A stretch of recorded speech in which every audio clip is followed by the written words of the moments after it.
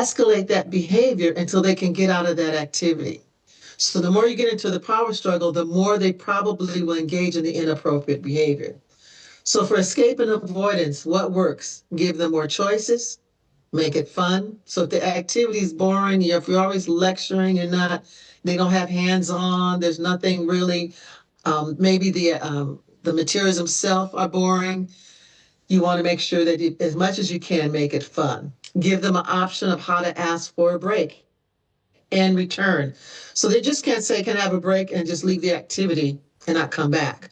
You can say, you can have a break, I'll give you 2 minutes. You have a 2-minute break and then we'll start again.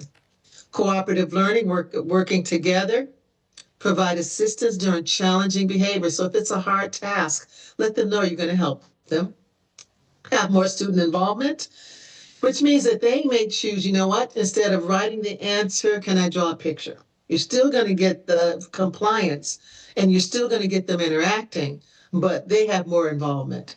Require them to finish the task with help before moving on to the next activity. So you just can't leave. You have to finish the task, even if it's with help.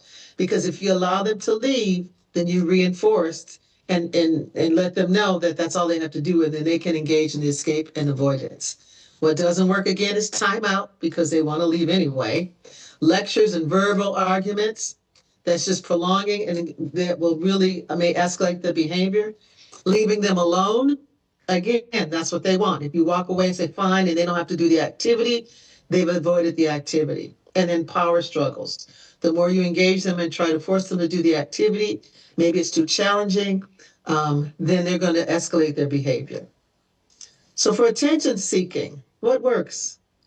Planned ignoring the behavior and providing attention as soon as the student engages in the desired or positive behavior. Now, you can ignore behavior. If they're sitting or in the area where they're working and they're trying to get your attention by doing something, maybe they're, making noises or what we call blowing raspberries, going things like that. If they're doing and engaged in those behaviors and you can ignore it, but as soon as they're sitting and looking at you, then you pay attention to them. And you can reward them by saying, I like the way you're looking at the book. I like the way you picked up your pencil. Those kinds of things. So they know that the only time they're going to get attention is when they're following and doing the tasks that you want them to do. Spending individual time with the student. Sometimes kids just need that one-to-one. It may be just to start off the activity. If they know that you're going to come and spend that time with them to start the activity, then they will maybe possibly engage in that attention-seeking behavior. One of the things you can do too is if they know that while they're working, you're going to come back periodically and check on them.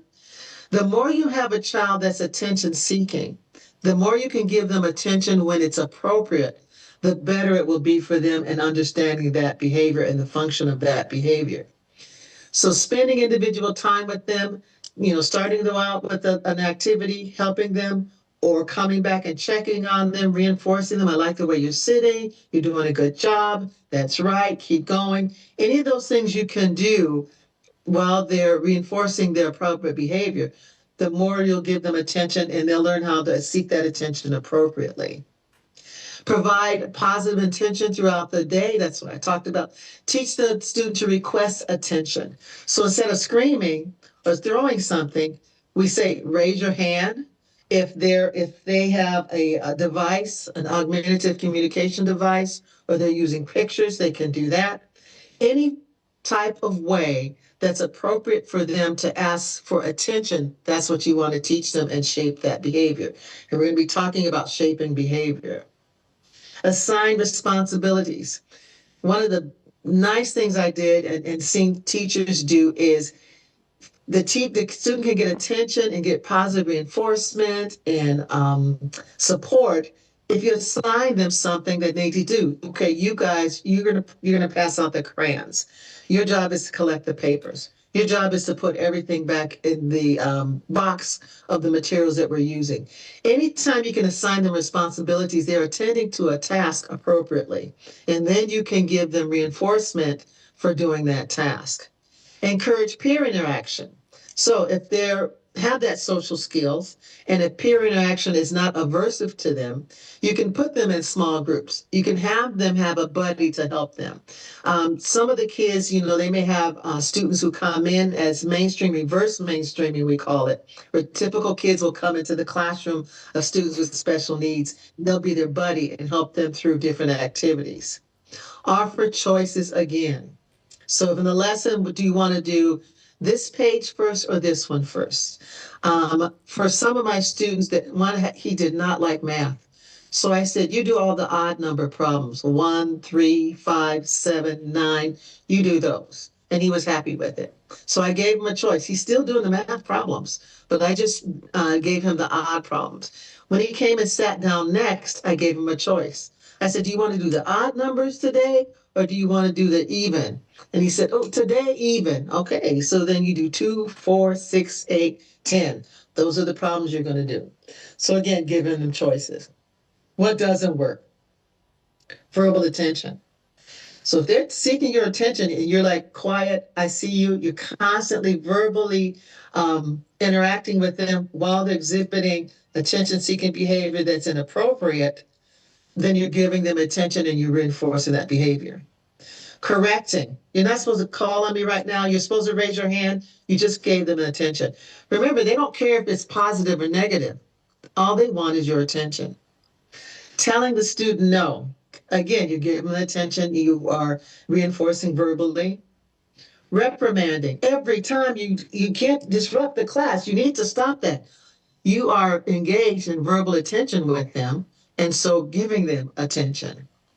Talking to the student, again, they're attention seeking, they're doing behaviors that are inappropriate to get your attention, and you're talking to the student, so you're reinforcing that. Physical attention can also, is what doesn't work. Approaching the student, touching or picking them up, or physically guiding the student. If they're seeking your attention, and they're engaged in behaviors that they shouldn't be, you don't want them to seek attention in that manner. Approaching them, physical attention is still giving them attention. So whether you're doing it verbally or whether you're doing physically, you're still giving them attention. You want to provide attention as soon as the student engages in the desired or positive behavior. And be aware of that. As soon as if it's an issue of sitting still, as soon as he's sitting still, like the way you're sitting, you may have them on a reinforcement. Here's a star, here's a token. We're going to talk about that in the next session. But all of those things you want to make sure as soon as the student engages in the desired or positive behavior, that's when you're going to give them attention. All right, so escape and avoidance, what works, attention seeking, what works, and then we looked at for escape and avoidance, what doesn't work, and for attention seeking, what doesn't work. And for attention seeking, it's really easy. Even if you look at the student, a physical eye contact, if they're engaged in behavior and you're trying to ignore it, planned ignoring is something you'll have to practice because you hear that behavior. As long as they're not hurting themselves, they're not engaged in self-injurious behaviors. Planned ignoring works for attention seeking behavior. Whew. Tangible seeking, that means they want something. Remember, they want access to something. So teach appropriate ways to request items or activities. So, falling on the floor and screaming, throwing things, yelling, any behaviors like that to get access to whatever they want is something that you need to shape and have them not do. Have the work for desired items. So we're going to talk about first, then. First you do this, then you get the tangible. And it could be something very, very minimal. I had a student who really loved her crayons. She loved her crayon box. And she would, scream sometimes at the crayon box. She would sometimes run and try to, get the crayon box out of the cupboard where they were. So we did first then. First you sit down, then you get the crayon box. And I had pictures to show her that. And we're going to go over that in the session too. So first you sit down, then you get the crayon box. So as soon as she sat down, I gave her the crayon box. Have them work for desired items, activities, access to desired items throughout the day. So if you're always saying, oh, you don't get that to the very, very end of the day, that's a difficult time for them to wait that long. So look at establishing some motivation, a motivation chart for them, how they can plan. It may be a schedule that you're going to get access to this tangible throughout the day. For their crayons, she knew in the morning we had circle time, then we had work at my table, then she had access to the crayons. So she could see that. So we really decreased the amount of inappropriate behavior because she could see when the activity was going to happen. Instead of a motivation chart, and then offer choices and delayed gratification. So, okay, you can't have the crayon box today. How about colored pencils this time? And then the next time you get the crayon box. That's delayed gratification. So not every single time you're going to get the crayon box. And she would know that, but you have to keep your promise. You mean what you say and say what you mean. So if she wanted that crayon box and I'm trying to work on offering other choices and delayed gratification, then what I'm going to do is, you know what? First is circle time. Then you work at the table with me. Then you go and it's colored pencils this time, and she sees it on her schedule. Then we have snack. We have library time. You guys go to lunch. Right after lunch, you come in and you have your art table. You get your crayon box at that time. So she could see that she was now no longer screaming and throwing things. She could see when she was going to have access to the things that she wanted. So what doesn't work? Again, timeout. I want the crayon box, go to timeout. Well, first of all, I just reinforced her behavior of screaming. I gave her attention, and she still doesn't have access to that, what she wants, which is going to escalate her behaviors. Lectures again. Our students, you know, a lot of times it takes them longer, and we talked about that, I think, in the intro. It takes longer than process things. So I may say something, and it's going to take 5 seconds, 10 seconds. I had a student, it was up to 45 seconds it took for him to process what I was saying. So if I said, sit down, and then he didn't do it right away, find your seat, he has to start all over again. So you have to give them time to process. And if you're doing a lot of lectures, they don't have time to process the directives that you're giving. Again, verbal arguments. I want the crayon box. You're not going to have it right now. It's time for this. Going back and forth only escalates that behavior. And now I'm giving attention to that inappropriate behavior she's using to get the crayon box. Leaving them alone, more than likely, they're going to try to get to whatever item they want. And then again, power struggles. They're going to increase their behavior again. And when you up your behavior, they're going to up their behavior as well. So you don't want to get into power struggles. Be clear on what you were saying, if it's first then, and give them time to process that information. So for tangible seeking, what works, teach appropriate ways to get request items and activities. Have them work for the desired items and activities.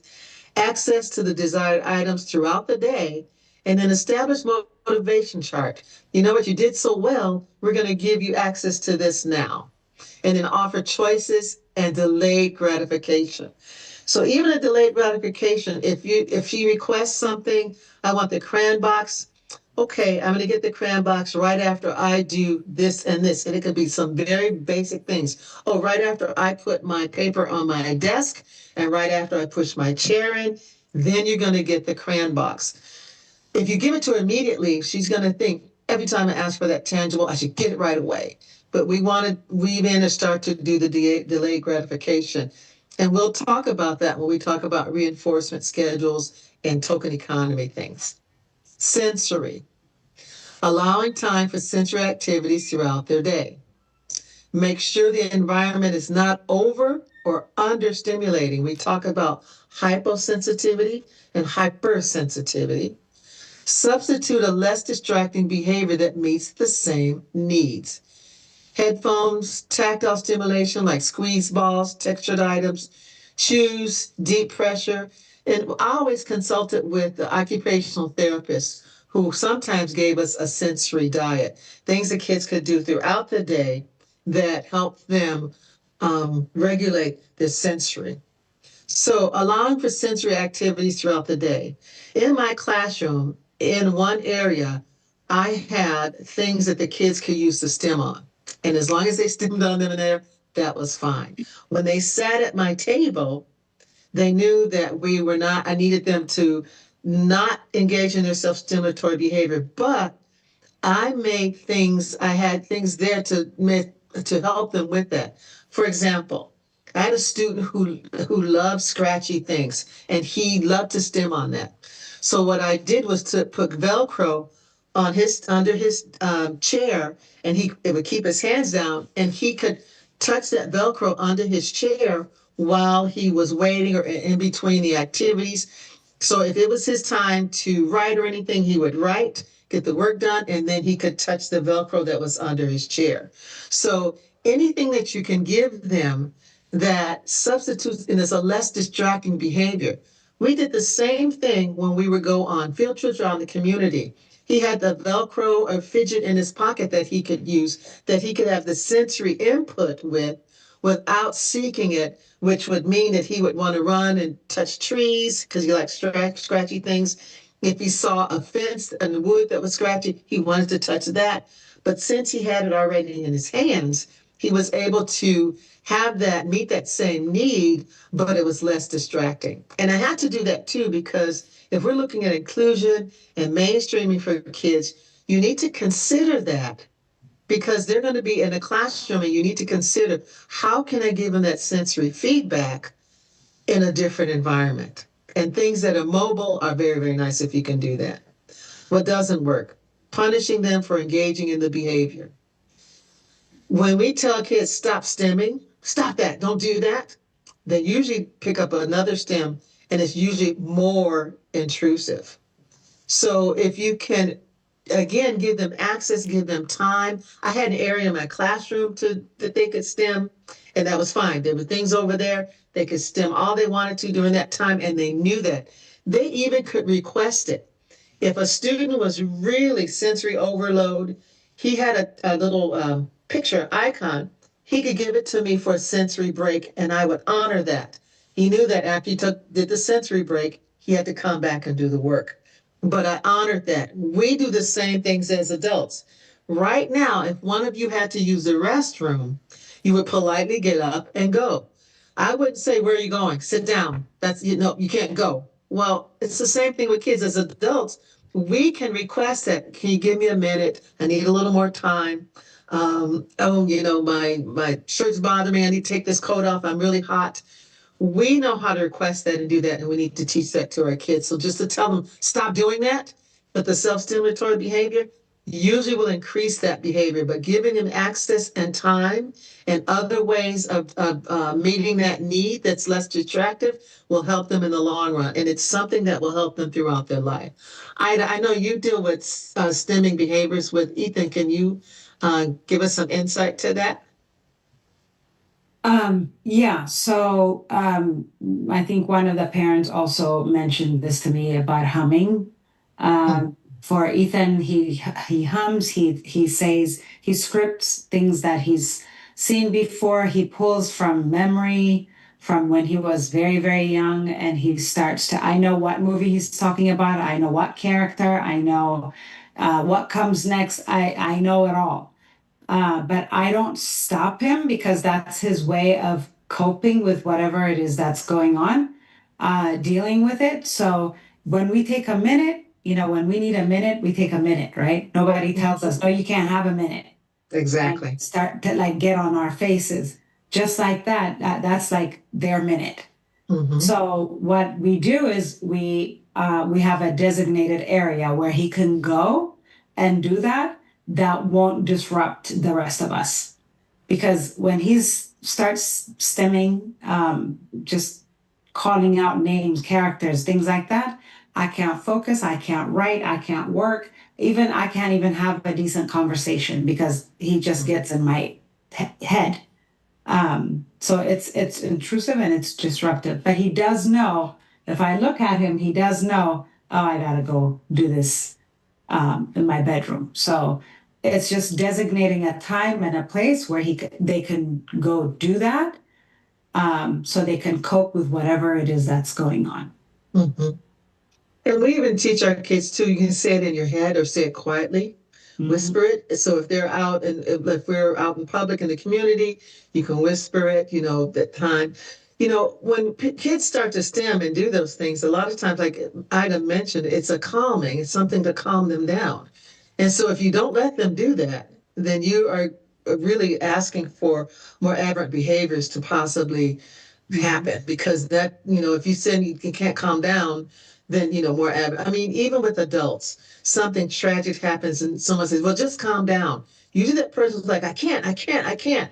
And then we give them time to voice that opinion. We give them time to do that. I had one student, he liked to squeeze really tight, but he put his hands up like this. And so we were actually walking and he was squeezing his hands. And I said, what are you doing? He said, I'm stemming. And I said, okay, good job. Good job. And so, but he was letting me know I'm stemming. I said, okay. But then I reinforced this. He said, do I need to tell you every time I'm stemming? And I said, no, you don't. I said, you don't have to tell me every time. They said, you can, when you need to stem or you need a break. So if you can work that in, if you're working with kids in the classroom, allowing them or having a place like Ida said, that they can go. I had it in my classroom. There was a lot of things in there they could use. I kind of did a observation to see what types of things. I also work with the occupational therapy, doing a sensory diet. So all of those things will help. One of the things we don't want to do again is punishing them for engaging the behavior and then making them feel bad about the behavior. You know, the public doesn't understand, not even though autism has been around forever and more people understand it, I think if someone's not aware of what that is, they may see it as odd. So, making them feel bad about the behavior, you let them know, I understand what you're doing. I understand that this is calming. This is where you can do that. This is how you can do that, and give them some guidance. You're taking away a STEM. It's not a bad behavior. It's just times when you can do it and times when you can't, or times when you need to do it this way and times when you can be a little bit louder. So giving them that and practicing it doesn't happen overnight. It's something that you need to practice over and over again. A lot of times I will take kids and do this activity, not because it's not about the activity, it's about the behavior. So with my own kids, I would go shopping, not take them with me, my own children, take them with me to shop. But it wasn't about what I was buying. I was teaching them the behavior I wanted them to have in the store. So don't ask me for a bunch of things. You need to stay by me. It's going to take a while. There might be a lot of people. No, you can't stand in the cart. All of those things I wanted to practice and get that behavior.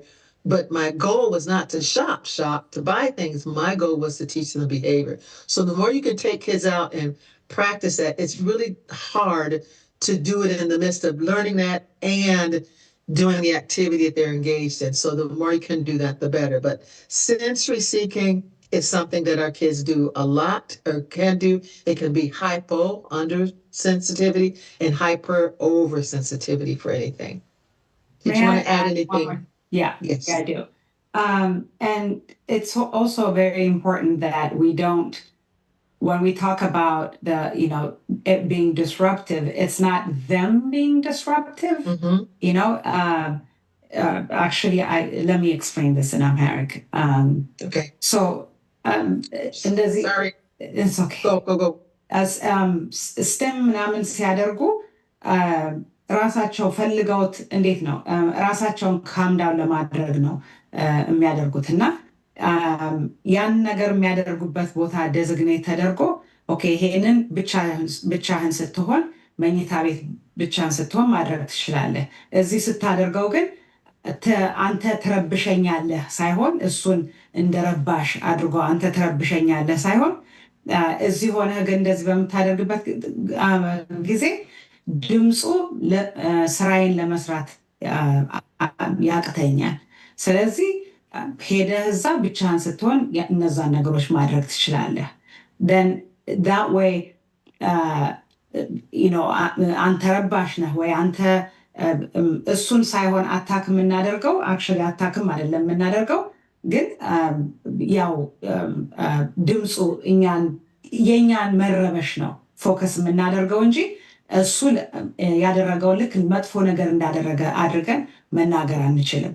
እና ቅድም ጥያቄ መጥቶ ነበረ ልጄ በጣም ሀም ያደርጋል የሚል ድምፅ ያመጣል እና እንዴት ነው ማስቆመው የሚል ጥያቄ መጥቶልኝ ነበረ። ያ ማስቆም ሳይሆን ያንን ማድረግ የሚችልበትን ቦታ አዘጋጅቶ እዛ ጊዜ ይወስዳል፣ ግን ደጋግመን በምናደርግበት ጊዜ ያንን ነገር ይማራሉ ልጆቹ።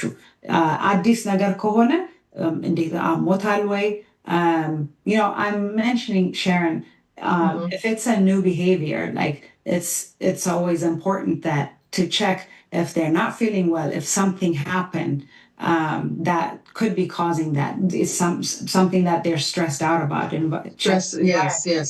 Yeah. Or even if they're not feeling well, we had one student that was punching other. He was hitting things really, really hard, and we found out he had an abscess in his tooth. So every time that pain would come, he would strike out and hit, and then he started like wanting to put something in his mouth and chew. And he never did any type of oral stimulate, never. And he kept doing that, putting things in his mouth, and so.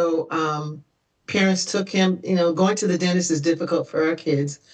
So they took him to the dentist and found out that he had an abscess in his tooth, which he had hyposensitivity.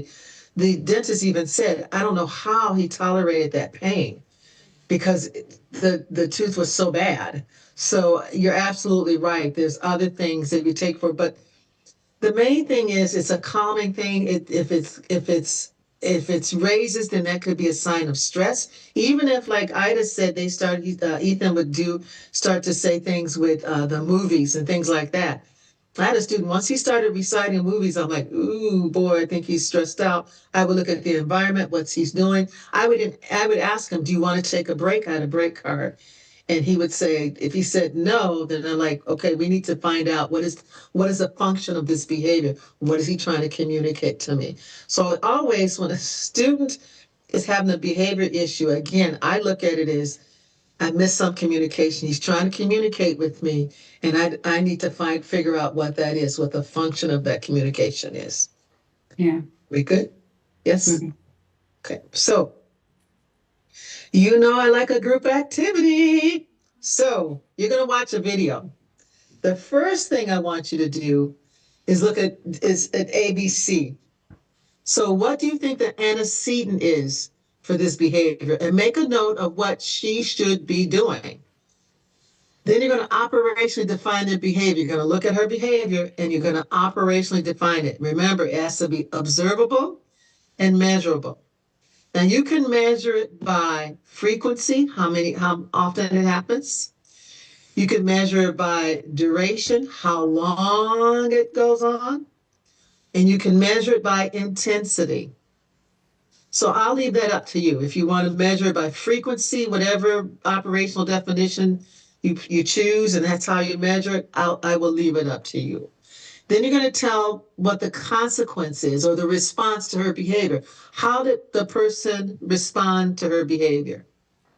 And the second thing, all you're going to do is tell me, was it attention? What was the function? Was it attention, escape or avoidance, sensory, or tangible? So again, you're going to watch the video. You're going to get into your groups. And remember, I want you in different groups this time. Don't sit with the same group of people.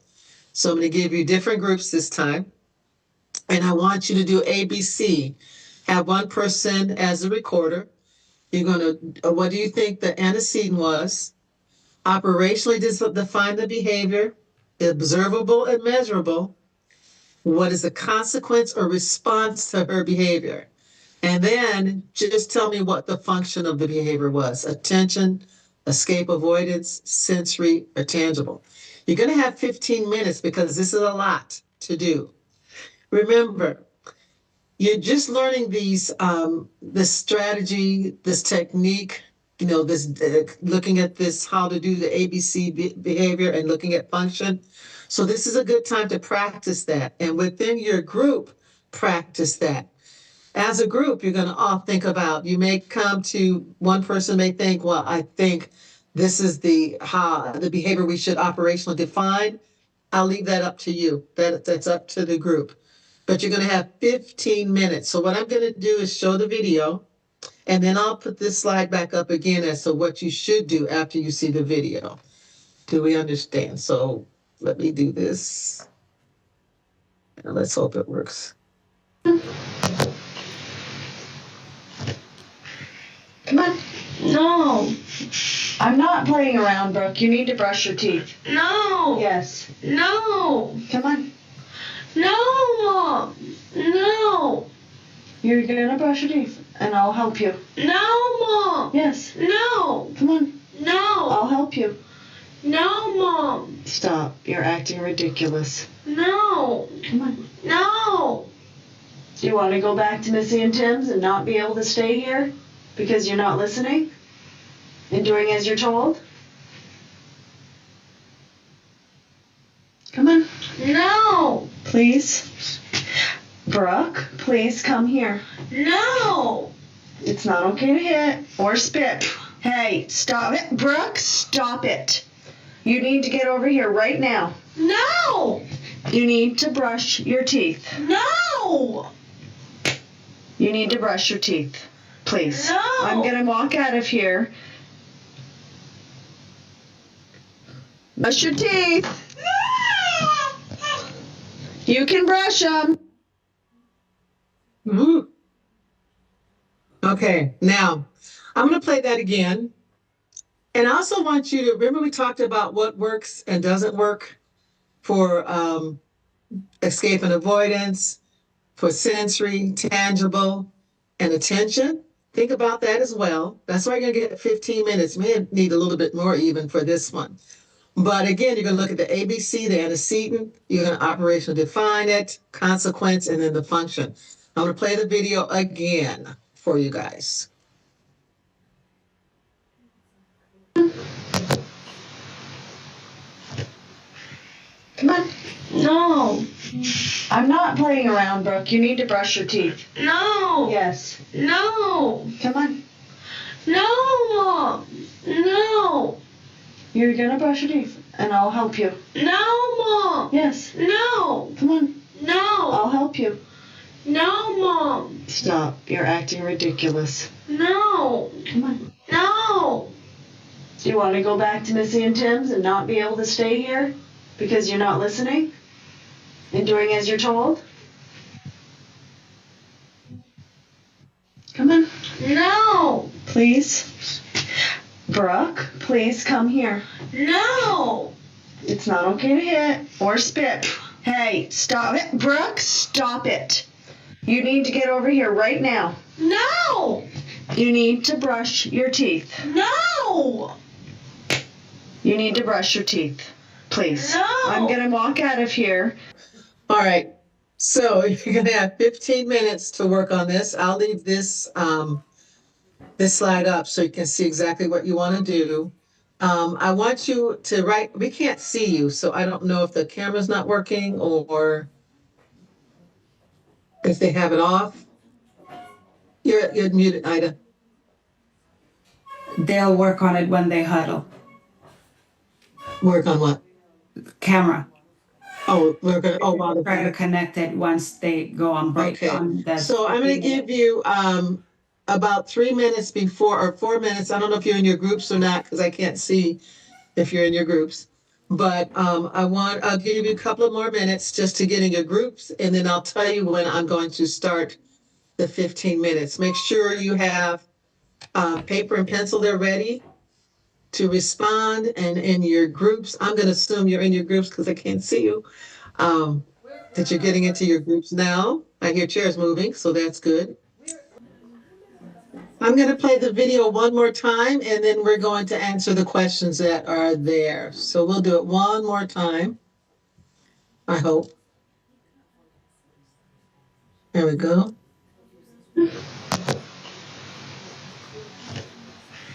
Come on. No. I'm not playing around, Brooke. You need to brush your teeth. No. Yes. No. Come on. No, Mom. No. You're going to brush your teeth, and I'll help you. No, Mom. Yes. No. Come on. No. I'll help you.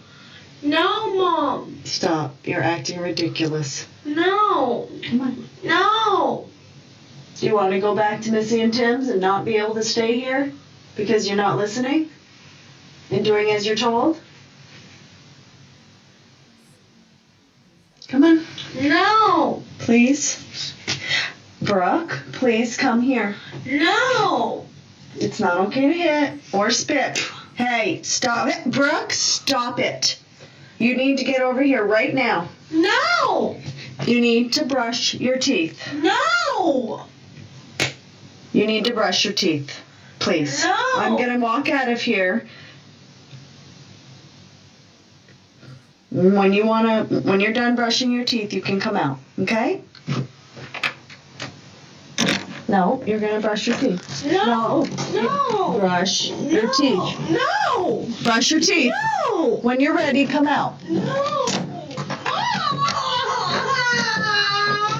Brush your teeth. You can brush them.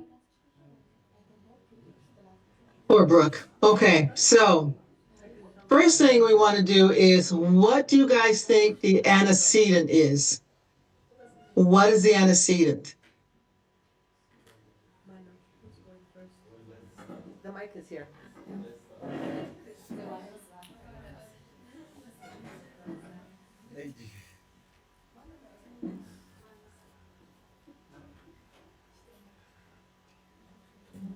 Okay.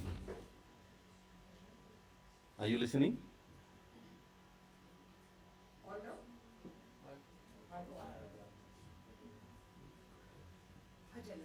One group, tell me what the antecedent is. Are you listening now? Yes, I can hear you now. Yes.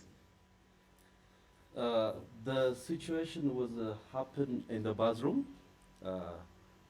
We observed a kind of behavior from mother. Okay, and daughter. I'm going to stop you right there. I just want to know what the antecedent is. Okay. What do you think is happening right before what is the antecedent? The trigger or the incident was the mother, because the mother command her daughter to brush her teeth. Excellent. That's the antecedent.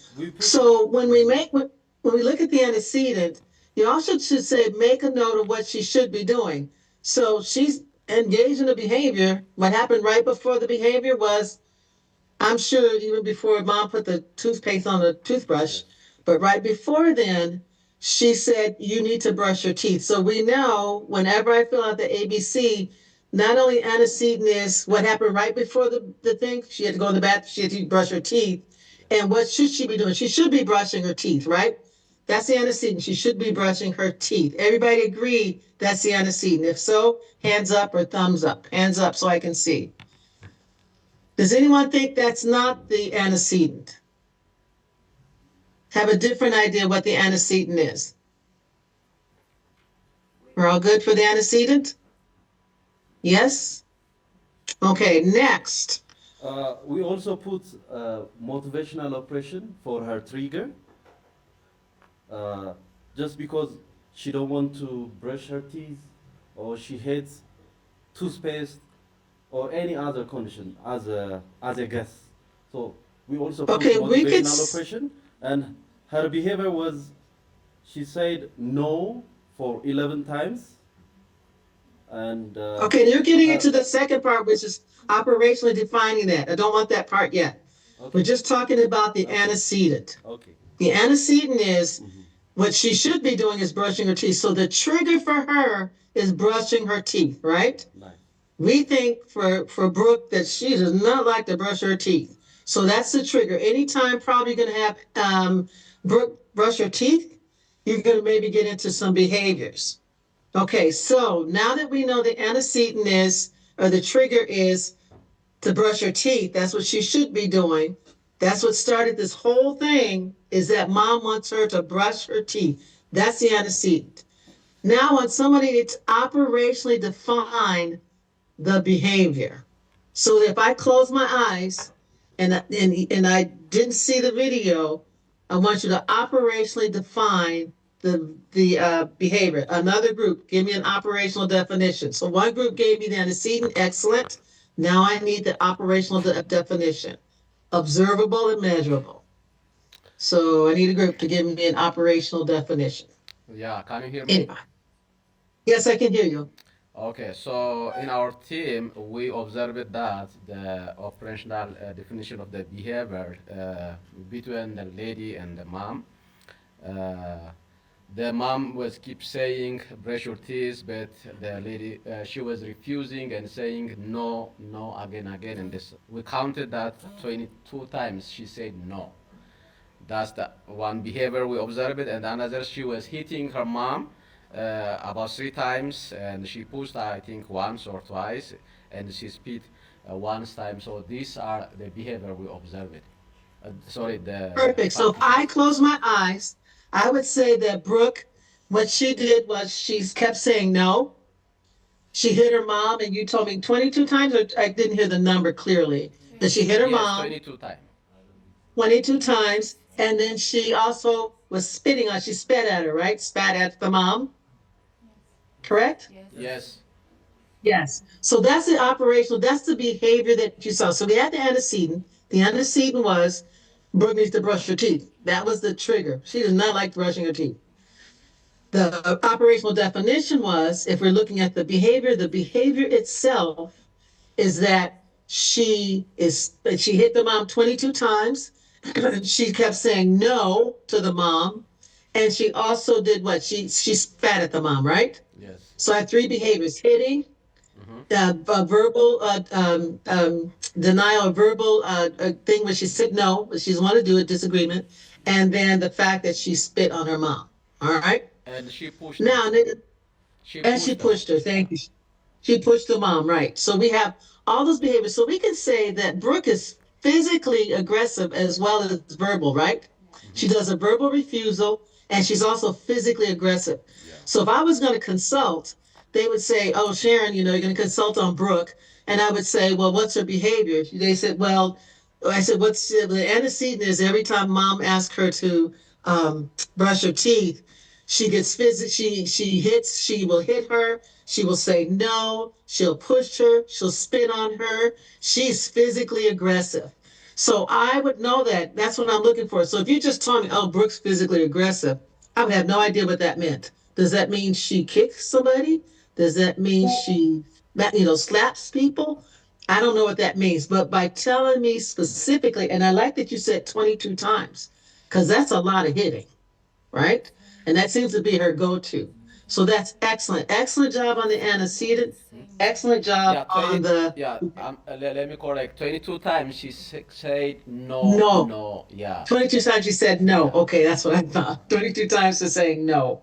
But she did hit and she did spit, right? Yes, And pushed her mom. So hit, yes. spit, push, and okay, and saying no, verbally saying no. Okay, the next one is, what's the consequence? What was the mom's response to Brooke's behavior? Another group, a different group, tell me. Okay, can you hear me? Yes, I can hear you. So the mom's response was she said she was being ridiculous. She threatened her to take her to a teacher to complain about her not brushing her teeth. And she finally closed the door behind her and she told her that she's not going out unless she finishes brushing her teeth. Perfect. So when we look at that, okay, perfect. So we know the trigger, the antecedent was Brooke needs to brush her teeth. She doesn't want to do that. That's a trigger for her. The operationally defined her behavior. 22 times she said no. She spat on her mom. She hit her mom. She pushed her mom. And then the mom's response was to say she's ridiculous. She threatened her and said, "Do you want to go to Missy and Tim's?" I don't know who Missy and Tim was, but well, we'll talk about that. And then she just ignored her and just closed the door and left her in there, correct? So those were the ABCs of the behavior. What do you guys think the function of her behavior is? Is it attention, escape and avoidance, sensory, or tangible?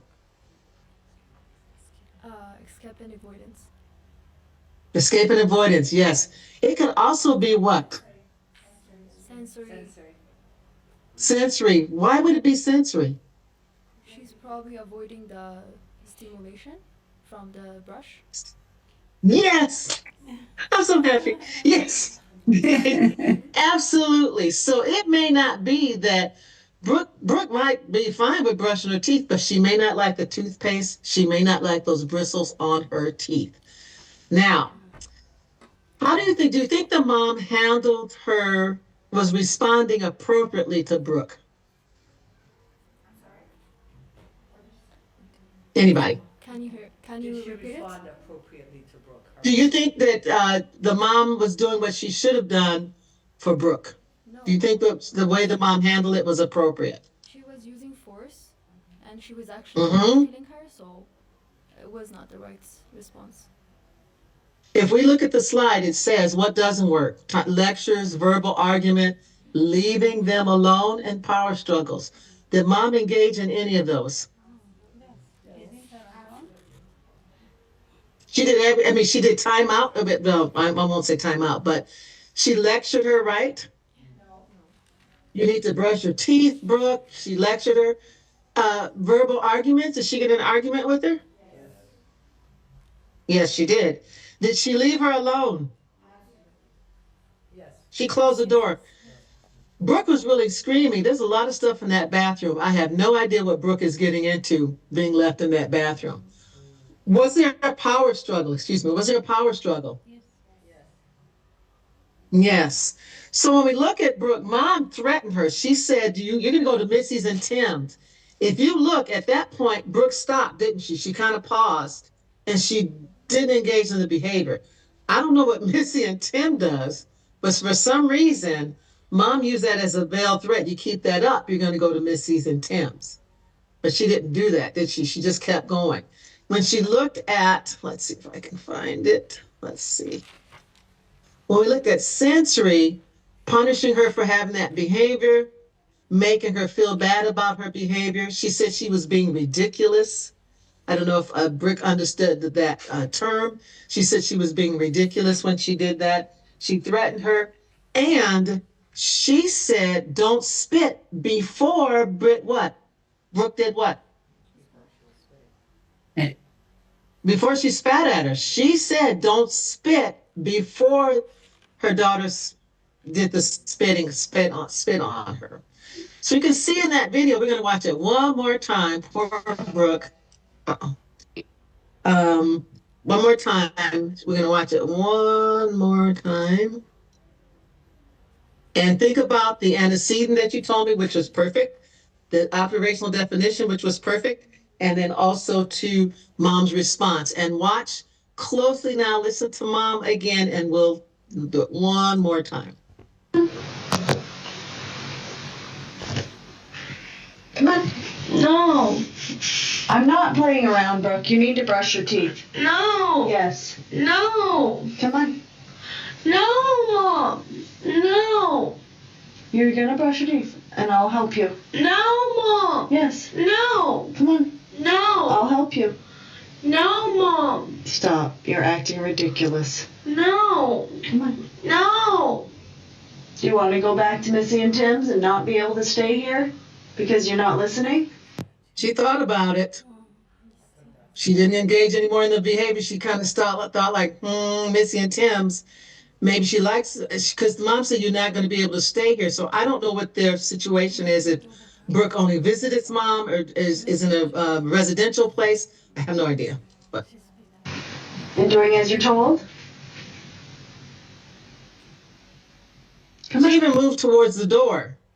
So maybe she wants to go to Missy and Tim's and does not want to be with mom. If she's not with mom a lot, then they may not have established a good way, mom, and not blaming mom, maybe still having difficulties on managing Brooke's behavior.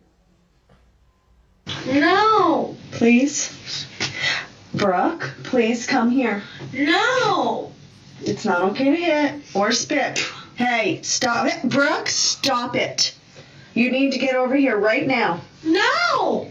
You need So this is the power struggle. They're arguing. to brush your teeth. No. You need to brush your teeth. Please. No. I'm going to walk out of here. Now this is planned ignorance. She's going to leave her. The one thing we said that doesn't work is leaving them alone. And she's saying, well, I'll leave you to brush your teeth. If it's a sensory issue, it doesn't matter how long she stays in there. Because Brooke, if she doesn't like that toothpaste or she doesn't like the sensation of brushing her teeth with the bristles, then it's not going to really matter. When you're done brushing your teeth, you can come out. Okay? No, you're gonna brush your teeth. No. No. Brush your teeth. No. Okay, now we're in a power struggle to keep Brooke in the bathroom and mom trying to get out. Brush your teeth. No. When you're ready, come out. No. Brush your teeth. You can brush them. Okay, let's speculate. Do you think Brooke is going to brush her teeth? Yes or no? No, I don't think so either. Do you think she'll get out of that behavior, get out of the request or the task of brushing her teeth because of her behavior? Do you think eventually she's just not going to brush her teeth?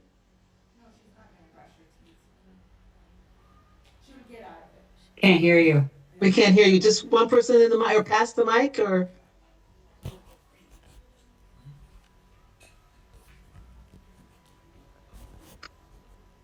Since mom is not understanding her, I don't think she'll be able to brush her teeth, and Brooke will get over. She'll get out of it. Yes, exactly right. Because mom has now closed the door. And she's going to have to open it to check to see if Brooke has brushed her teeth. Yeah. If she hasn't, is mom going to engage in that again? I doubt it. She'll probably say, you're going to go to Missy's and Tim, and I'm going to tell them that you didn't brush your teeth. That's my speculation. But by closing that door and not giving their assistance, Brooke's not going to brush her teeth. All right, you guys have been great. Let's take a 10-minute break. 10 minutes, and we're going to start right back at 10 minutes. I'll set the timer right now. So I gave you a 10-minute break. Stretch. I don't know if there's coffee, Ida, or. Yeah, there should be. Okay.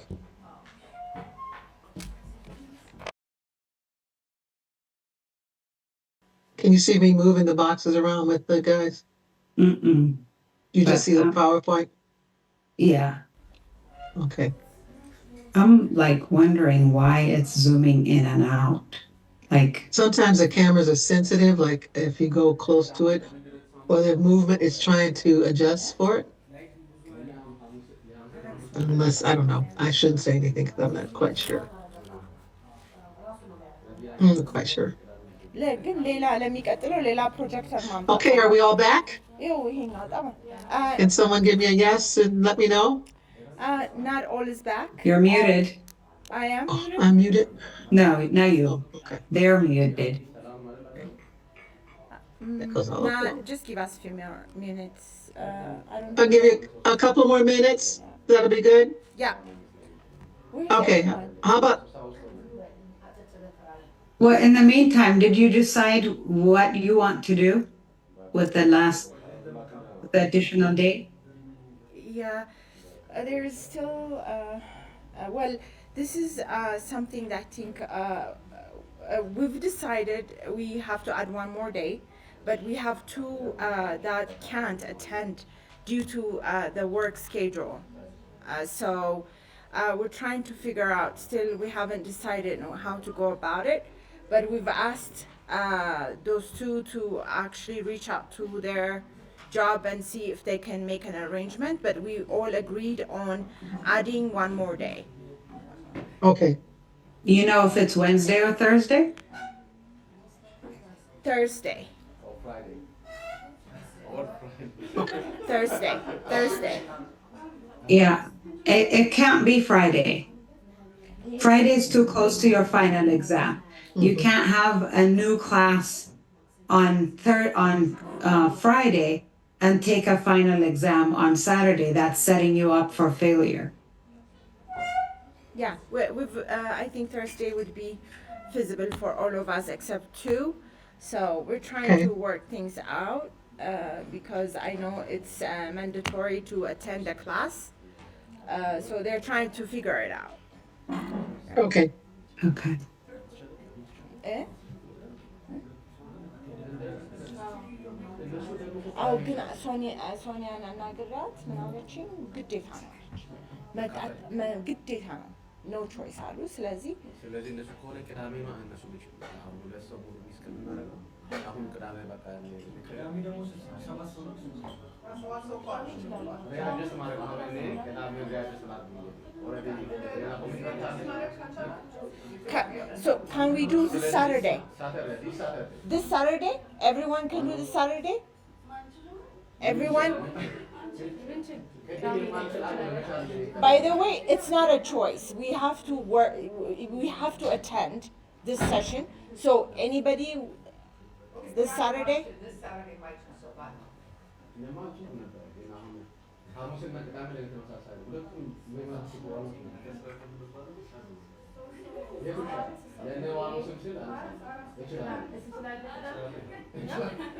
Achim Saturday? Achim. Majority has to rule. We can't make a decision, you know? To be fair, the majority has to. So, who can go on a Saturday?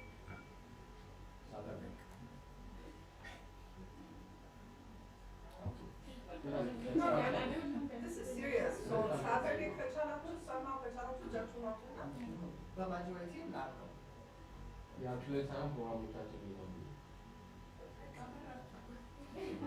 Okay, so we've agreed for this. We've agreed for this Saturday. Is that does that work for you? Are you asking us? Yes. Yeah, that's what we initially suggested. Yes, that's fine with me. That works for me. Perfect. So for how long you want this is for 1 hour or 2 hours 3 hours. 3 hours We're gonna allot 3 hours. 3 hours. so can we start at 7 and then begin at 10? oh, we can. 7 is good. If we start at 7 it helps us to I'm sorry that's a chairman.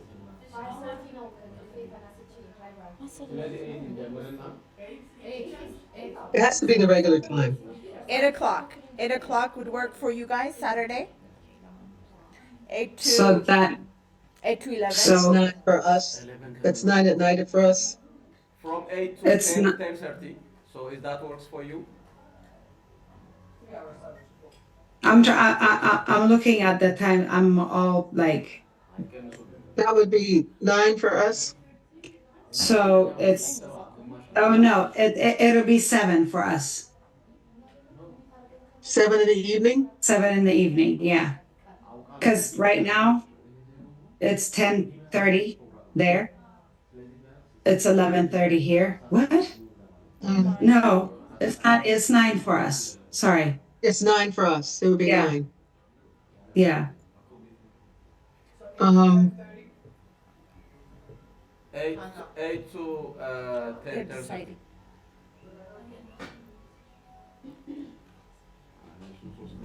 That would work for me. 9. If we start at 9, but not any earlier, I can do that.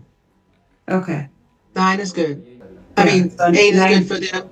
9 8 for them, 9 for us. Right? Yeah. Yes. I'm so confused. Okay. 9 for us, 8 for them. That works. Okay. Saturday we're done, right? Yes. Yes.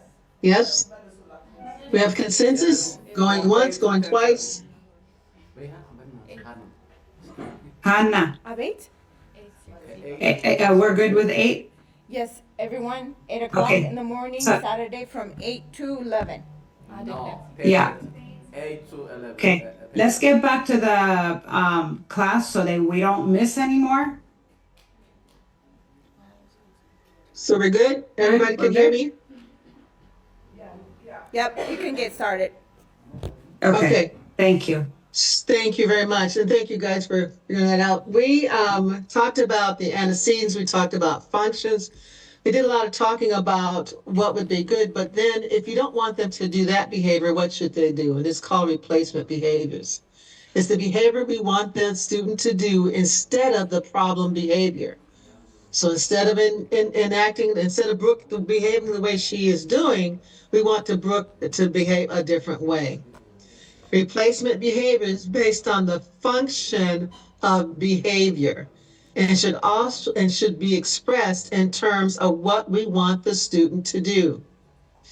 So if an example would be if students are running in the hallway or running, instead of saying stop running, you're going to say walk, please. So you're going to say the behavior that you want them to do rather than the behavior that they're engaged in. You want them to do the replacement behavior. Teaching students a socially appropriate way to get their needs met will be teaching a skill to last a lifetime. Working with kids for as long as I have, many of them are young adults, adulthood, they have jobs, they're going to universities or a tech or a trade or whatever they're doing. The one thing we look at is the skills that we give them should translate as they get older. So if we teach them good replacement behaviors, instead of screaming or instead of, pulling on someone, if they have language, you can say, excuse me, please. It's almost like some of the things that we teach kids with manners. It's the behavior that we want them to do instead of the behavior that they're engaged in. So those are the replacement behaviors. So an example, whenever Alicia wanted to go outside, she would scream, fall on the floor, and spit. Her mother would ask her what she wants, but Alicia does not have the verbal skills to answer her. After several minutes of Alicia engaging in the inappropriate behavior, her mom will either yell at her or make her sit in the corner of the room. Alicia will calm down with either intervention. However, whenever she wants to go outside, she'll go back to the same behavior. So the way that Alicia asks to go outside, or when she wants to let mom know she wants to go outside, she would scream, fall on the floor, and spit. That meant I want to go outside. Alicia was telling she wants to go outside, but her mom would ask her what she wants. Alicia does not have good verbal skills. So after a few minutes of Alicia engaging in inappropriate behavior, her mother would either yell at her or make her sit in the corner of the room. She would calm down, Alicia would calm down with either intervention. So if she would yell at her, she would calm down, she would stop. Or if she said, go sit in the corner of the room, go sit somewhere. Whenever she would do that, she would calm down. Excuse me. However, whenever she wants to go outside, she goes back to screaming, falling on the floor, and spitting. So we need to look at Alicia to see what we want as a replacement behavior. What could we possibly do? Now keep in mind, she doesn't have the verbal skills to answer. So Alicia might be nonverbal, or she may be at the stages of echolalia. I meant to say echolalia is a typical stage that all kids go through when they're learning language. So typical kids go through the same thing, but then they realize I shouldn't be repeating what I'm hearing. I should be either asking or requesting or answering whatever the conversation or the words that are being said. So Alicia doesn't have good verbal skills. What can she do? What could be a replacement behavior for Alicia? Whenever Alicia wants to go outside, she will hand her mom the outside icon or picture. So she would be able to communicate with mom with a picture. Now, if you don't have a picture, you can use any object, and we're going to be talking about objects for communication. For Alicia, maybe she's on the picture exchange communication system, so she can use a picture. She might even point to her coat if she wants to go outside. She might bring mom her jacket if she wants to go outside. She might point to the door if she wants to go outside. All of those are good replacement behaviors. And that's what, instead of mom telling her, to be quiet or yelling at her or go to the room, say, do you want to go outside? Because I'm sure she knows what she wants her to do. Then give her the replacement behavior and model that for her. So she would either, if it would be give her a picture, point to her coat or go get her coat, point to the outside door. And if she points to it and is quiet and does it appropriately, then she would go outside. If she's at the door screaming and kicking and spitting, you don't let her outside. You wait and say outside and point to the door, model that for her. When she's quiet, when she points to the door or have her do the replacement behavior, then you reinforce her by letting her go outside. So we're looking at replacement behaviors. It's the behavior you want the child to do instead of a replacement in what they are engaged in. So if we look at that again, it has to be, serve the same function as what they want. Let me go back, sorry. So the behavior that we want the student to do instead of the problem behavior. Again, if the student is running, instead of saying, stop running, because what they just heard was running, and that's what they're doing. Instead of saying, stop running, you're going to say, walk, please. Instead of, if they're yelling and don't shout, quiet voice, please. So you're going to model to them or tell them the behavior that you want them to do instead of the behavior that they're engaged in. With Alicia, the replacement behavior for her, if she wants outside, she'll hand her mom the outside picture. Behavior changes. An increase in unusual or difficult behaviors probably indicates increase in stress. And we talked about this a little bit earlier. Sometimes stress is caused by feeling a loss of control. When we talked about some of the things that would work, some of them would be cooperation, when we were talking about attending, making it fun, loss of control, being able to make choices, that can be stressful if they're not able to do that. Prepare the student by letting them know of any changes in routine or schedule. Remember we talked about ritualistic behavior, liking same things the same way over and over again, taking the same route to school or to the market or to grandma's house, having the same schedule. Every morning I get up and this is my schedule. I always have cereal and then I brush my teeth and then I get dressed. If you change that routine, you might have an increase in behaviors. Many times the stress will only be alleviated when the student physically removes themselves from the stressful event or situations. Sometimes if it's overwhelming, we looked at the sensory and we had examples of someone walking down the street and the sensory impact it can have on someone with autism. Sometimes sitting outside the classroom for a supervised break. I can't stress enough supervised break. Some people say, well, just let them go sit outside the classroom door. And you look and the student is gone. Because now maybe they've seen something that they'd rather engage in.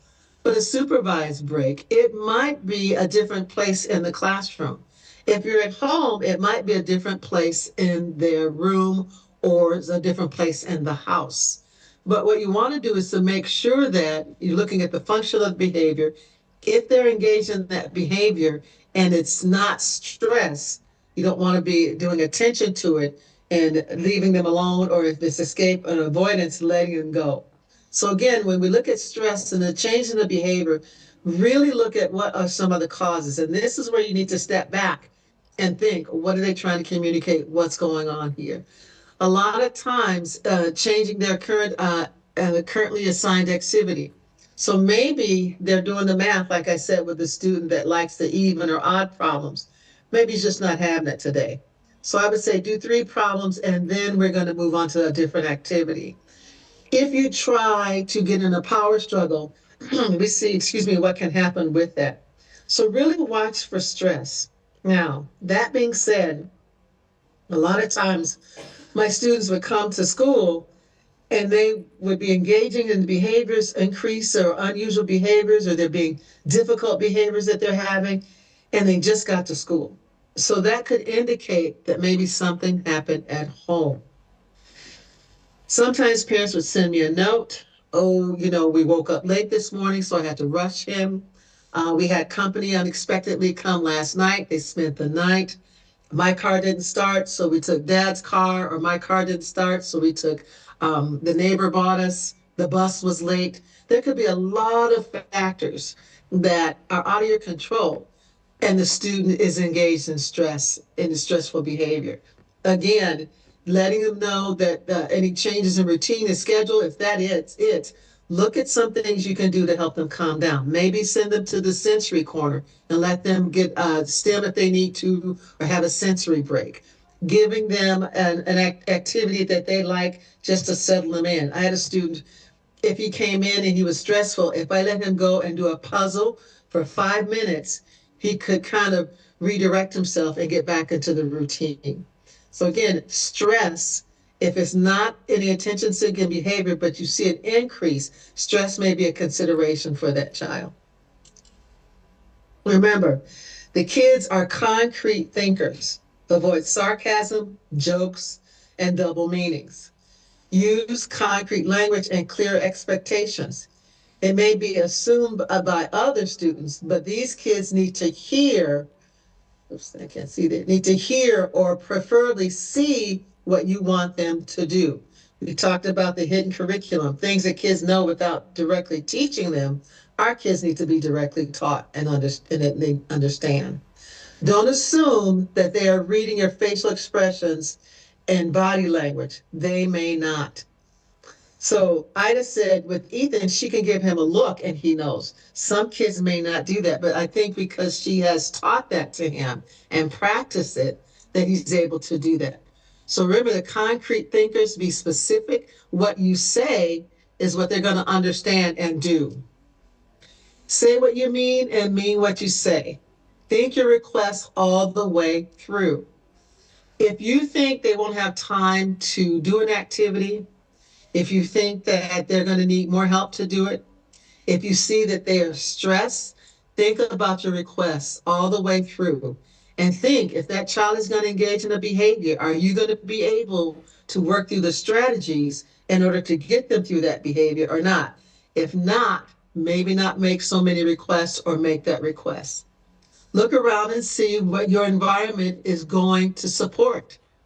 If you have a student that's a runner, do you have a classroom where there's a lot of open space and a lot of space for them to run directly to the door? We call it a straight freeway or highway, straight to the door. No obstructions. There's no desk there. There's no chairs there, nothing. Straight run to the door. So we're going to talk about that in one of the modules about setting up your classroom or even in your home and looking at the environment. How can your environment, what is it doing to support your student? Steer clear of idle threats. Remember with Brooke, the mom said, do you want to go to Missy's and Tim's? Was that an idle threat? Can she really go to Missy's and Tim's? Because Brooke started heading for the door, but then mom said, no, brush your teeth. So again, steer clear of idle threats. At school, we'll say, I'm going to call your mother. She's going to come get you. Really? She's at work. Mom's not coming. On that emergency card or whoever comes to get them, it's going to be grandpa, it's going to be dad. It's going to take a while for them to get there. Size things up ahead of time and establish boundaries early. Pick and choose your battles. We have a saying, in tug of war, when some people are trying to pull on the other side of the rope, we say don't pick up the rope. Pick and choose your battles. If there's an activity you really want them to do, but their behavior is such that they're not going to be able to do it without a lot of adult attention or maybe even exasperating their behavior, maybe that's not the activity you want to start with. So if the student came in and he was stressful, I know to give him a puzzle and that will calm him down. If I sit him and say, you need to do circle time or sit at the instruction table, that's only going to increase his behaviors. So we're looking at, Ida, raise your hand. You? Question? No, finish your thought. Okay. Okay, so size things up. Always keep your short and long-term goals in mind. So know your goals, whatever they are, short-term for that student, long-term. I look at the short-term to support my long-term goals. What am I trying to build for those students in order to meet that long-term goal? Is the behavior inappropriate or just bothersome to you? So this is the big one. A lot of times the behavior is not inappropriate, you just don't like it or gets on your nerves. I have my own children. The behavior wasn't inappropriate. They're just getting on my nerves. And so you need to really think about, is that behavior really inappropriate or is it just bothersome to you? Are you stressed out? Do you have a lot of things that you need to get done? And a behavior that maybe on Monday would not have bothered you, but today on Wednesday, it's bothersome to you. So take internal and check yourself to see, is that behavior inappropriate or is it just bothersome to me? We can't expect perfection but we do expect age-appropriate behaviors. And so that's what we're striving for. Nobody's perfect. I met adults that don't act their age, but you want to make sure that as much as possible, we expect age-appropriate behaviors. Ida, you had your hand up. Yeah, I kind of wanted to stress say what you mean what you say a little bit further. Okay. So, what we want, well, I'm gonna say it in Amharic. ልጆቻችን እንዲያምኑን ነው እኛን የምንፈልገው አይደለም። ካመኑን ትእዛዛችንን ይቀበላሉ፣ ምንላቸውን ይሰማሉ። ያው በቃ እምነት ነው ዋናው ቢልድ ማድረግ ያለብን ልጆቻችን ፕሮቴክት ለማድረግ ለማስተማር ሁሉ ነገር እንትን ለማለት ያን ደግሞ ለማድረግ ምንድነው የምንለው ቃል ካፋችን ከወጣ እናረጋለን ያልነው ነገር ካፋችን ከወጣ ያንን ነገር ማድረግ መቻል አለብን። የማንችለው ነገር ከሆነ ባንለው ነው የሚሻለው። ምክንያቱም እንደዚህ ነው ወይ እንሄዳለን፣ የሆነ ቦታ እንሄዳለን፣ ወይም ደግሞ እንደዚህ ካደርግ ይሄን አንሰጥህም፣ ይሄን አታገኝም ብለን ካልን ካፋችን አንዴ ወጥቷል።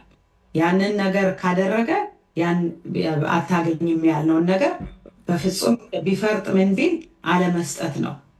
አለበለዚያ ልጆች በጣም ስማርት ስለሆኑ በአንድ ጊዜ ነው የሚበሉን፣ ልባችንን በደንብ ይበሉናል። ስፔሻሊ ፓረንቶች ስንሆን እዚህ ላይ በጣም ተግታችሁ መስራት አለባችሁ። አሁን እኔ ቅድም ሻርን እንዳለችው ገና ዞር ብዬ ሳየው ልጆቻችን ዞር ብለን ስናያቸው ኒውሮቲፒካሎቹ አብዛኛውን ጊዜ ያውቃሉ፣ ያደረጉት ነገር ልክ እንዳልሆነ ያውቃሉ። ያ ምንድን ነው ራሳችን በቃ ፎሎ ትሩ ስላደረግን ነው። አንድ ነገር ህግ ካወጣን ያንን ህግ እንዳይጥሱ በደንብ አድርገን ስለያዝናቸው ነው። እና እነዚህም ልጆች ህግ እንዴት ነው ከአቅማቸው በላይ የሆነ ህግ መስጠት አንችልም። በአቅማቸው ነው መስጠት ያለብን። ያፈለገ ማንም ሰው አካባቢያችን ዘመድ አዝማድ ምን ነው ቢያዩቸው ቢገላምጧቸው ሰው እንትን የሚላቸው የራሳቸው ጉዳይ። አት ኤንድ ኦፍ ዘ ዴይ እኛ ነገ ብንሞት እነዚህን ልጆች ምን ያህል ነው ያዘጋጀናቸው? ያ ነገር በቃ ከጭንቅላታችን መጥፋት የለበትም። ለማዘጋጀት ደግሞ ማድረግ ያለብንን ነገር ሰው አየን ሳንል ሳናፍር ምን ሳንል የራሳቸው ጉዳይ፣ እነሱ ባዳር ከተደረጉ የራሳቸው ጉዳይ፣ የልጆቹ ጉዳይ አይደለም። ልጆቹ ኦልሬዲ ይሄ ዓለም ለእነሱ ከባድ ነው እና እኛም ደግሞ ሌላ ሰው ገና ለገና በይሉኝታ እነሱን ማስጨነቅና እነሱን መቅጣት ወይም ደግሞ በቃ እንደዚህ አታድርጉ እንዲህ ካደረግ እንዲናረጋለን ደግሞ ማድረግ የማይችሉትን ዲማንድ አድርገንባቸው ደግሞ ከነሱ ጋር መሟገት፣ በቃ ማቆም የሚያቅታቸውን ነገር ካላደረጋችሁ ብለን ከነሱ ጋር መሟገት ምንም እንትን የለውማ። ምንም ምንድን ነው አናሸንፍም። ይህንን ነገር አውቲዝምን ልናሸንፈው አንችልም። ምክንያቱም ከኛ በላይ ነው፣ ከልጆቹም በላይ ነው። እዚህ ላይ በጣም መጠንቀቅ አለብን። እምነት እንዲያድር ልጆቻችን በእኛ ላይ፣ እኛም ደግሞ ያለውን ነገር ማድረግ 5 ደቂቃ ካለን 5 ደቂቃ ነው። 5 ደቂቃ ያ ታይመር ሲጮህ ቀድሞ መገኘት በቃ ዳትሴት እንጂ ቆይ አንድ ጊዜ የምንል ከሆነ የእነሱን ባህሪ እንደዛው እንትን እያለ ነው፣ ከባድ እየሆነ ነው የሚያልፈው። አምዳል What did you say? No, I just kind of broke it down about how if the whole point of this is to build trust with our kids. Ethan knows to stop when I look at him because he has that he knows if I say no, it's no. So you're consistent with it. I'm very consistent with it. Unless I can follow through, I won't say. Exactly. Unless you can follow through, don't give the directive. Don't exactly. give it. And that's not only for you, but for people who work with him as well, because then he'll just go to the next person. Yeah. So it's important. Thank you, Ida. That's very, very important. Thank you. Yeah. So despite the perfect classroom environment, problem behaviors can still occur. You might have the best classroom, and still behaviors can occur. So we're gonna do a quick quiz. Take your papers out.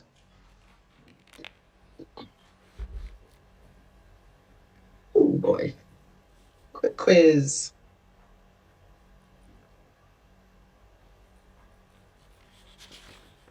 First question. Behaviors can be defined as a way in which one acts or conducts oneself, especially towards others. True or false? Behavior can be defined as a way in which one acts or conducts oneself, especially towards others. Excuse me.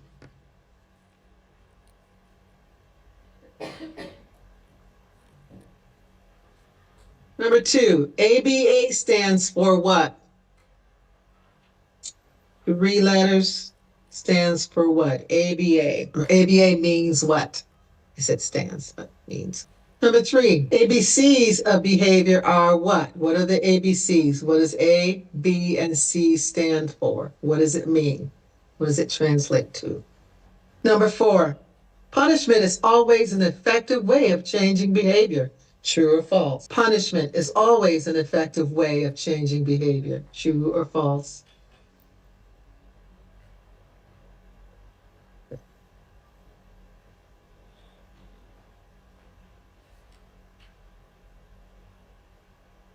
Number 5, identifying the function of behavior makes it easier to address, modify, and prevent undesirable behaviors from occurring. True or false? So identifying the function of behavior makes it easier to address, modify, and prevent undesirable behaviors from occurring. And the last one, all behavior serves a purpose and communicates a message. All behavior serves a purpose and communicates a message. True or false? Question number 1, behavior can be defined as the way in which one acts or conducts oneself, especially towards others. True or false? What's the answer? True. Yes, very good. ABA stands for Applied Behavior Analysis. Great. ABCs, we worked this to death. ABCs of behavior are what? Consequence. Excellent. Punishment is always an effective way of changing behavior. True or false? False. False. Punishment is not an effective way. It doesn't deal with the root of the behavior or the problem. Number 5, identifying the function of behavior makes it easier to address, modify, and prevent undesirable behaviors from occurring. True or false? True. Excellent. And all behavior serves a purpose and communicates a message. True or false? True. Excellent job. Woo, you guys are so smart. The best way to change problem behavior is to change our behavior. So if you want to change a problem behavior, change our behavior. Yes? Yes. So we have to change. She's looking at herself in the mirror and pointing to herself. We have to change our behavior because we're trying to teach the students appropriate behavior. We went over the ABC data sheet and Ida's going to get that all worked out for you guys. Yes? Yeah. Yeah. Did everyone get this copy? No? No. So I went back on Canvas and I checked. Now it's available to you guys if you want to check it. But if you already have it, that's good. We have the printed one out, so. Okay. Oh, good. Now, all the questions that I have, the reason why I do a quick quiz, not to see if you're paying attention, because I know you are, because I can see you now, but it also will be a good practice for you when you are getting ready for the exam. So these questions kind of get you ready for the exam as well, and then you'll get a study guide. I also wanted to tell you that the slides that you miss, you will get that on Saturday, which is our Friday. Yes, Saturday. So I will get that to Ida by that time. So the slides that you missed for introduction, when we're having the tech issues, I will have that summary for you for the slides that you missed on that.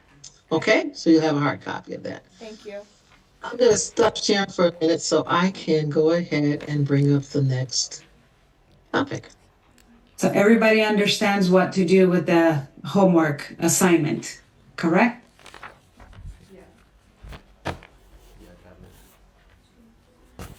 Yes, no? I have a question, not regarding the homework, but on the lecture. Is that possible to raise the question? Sure. Sure. Oh. Let me see. Hang on a second. We'll do that. I am doing technical stuff. You can go ahead and raise the question Okay, while. Yeah, go ahead and raise a question while I do Thank you. this. Regarding function of behavior strategy, especially in the area of attention seeking, you were lectured as which works and which does not works.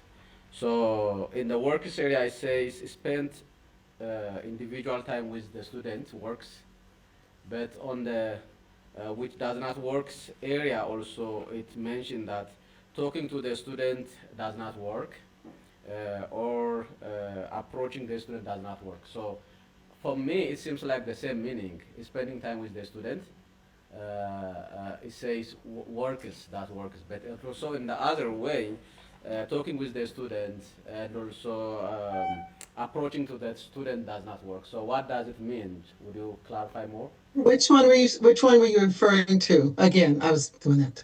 So when we're looking at which one? The Attention seeking? attention seeking? Yeah, attention Yes. seeking, yeah.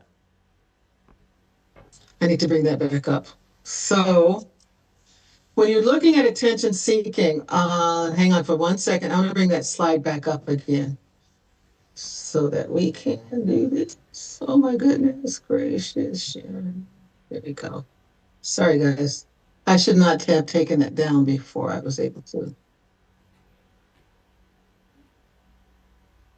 So you're looking at what works and doesn't work for attention seeking? Yes, attention seeking. Yeah, and attention seeking, the things work. You mentioned that spending time with the student works, Yes, and also which does not working. You also mentioned that approaching the student does not work. right.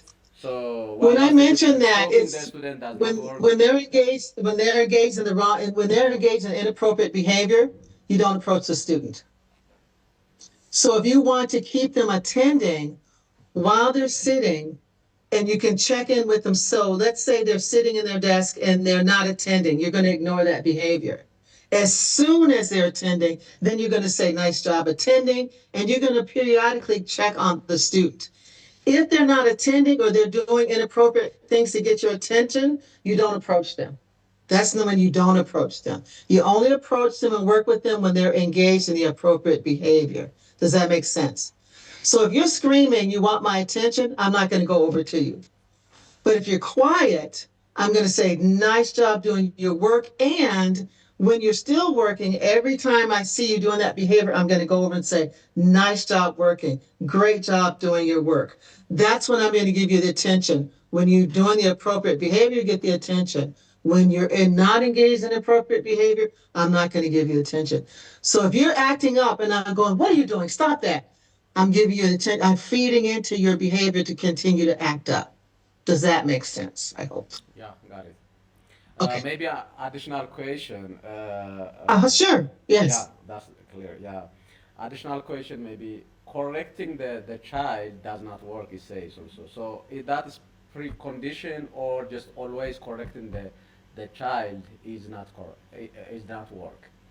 So how do you Correcting explain them in what area are we talking about? Correcting them for what? In what? For which aspect was it? I just a general, because it's here mentioned correcting the student or the child does not work. I think it mentioned in most of the different attention level. So is it has its own precondition to correct and to not correct, or always not correcting the student is just the direction you are saying. You can, when it's appropriate, you want to correct. But I think in attention seeking, when they're seeking your attention, as soon as they're misbehaving, let's say that you were screaming And I said, you really shouldn't be doing that. You should be doing this. I'm giving you the attention because your goal is to get my attention, whether it be positive or negative. So if you're screaming or misbehaving and I try to correct you during that time, I'm reinforcing that behavior.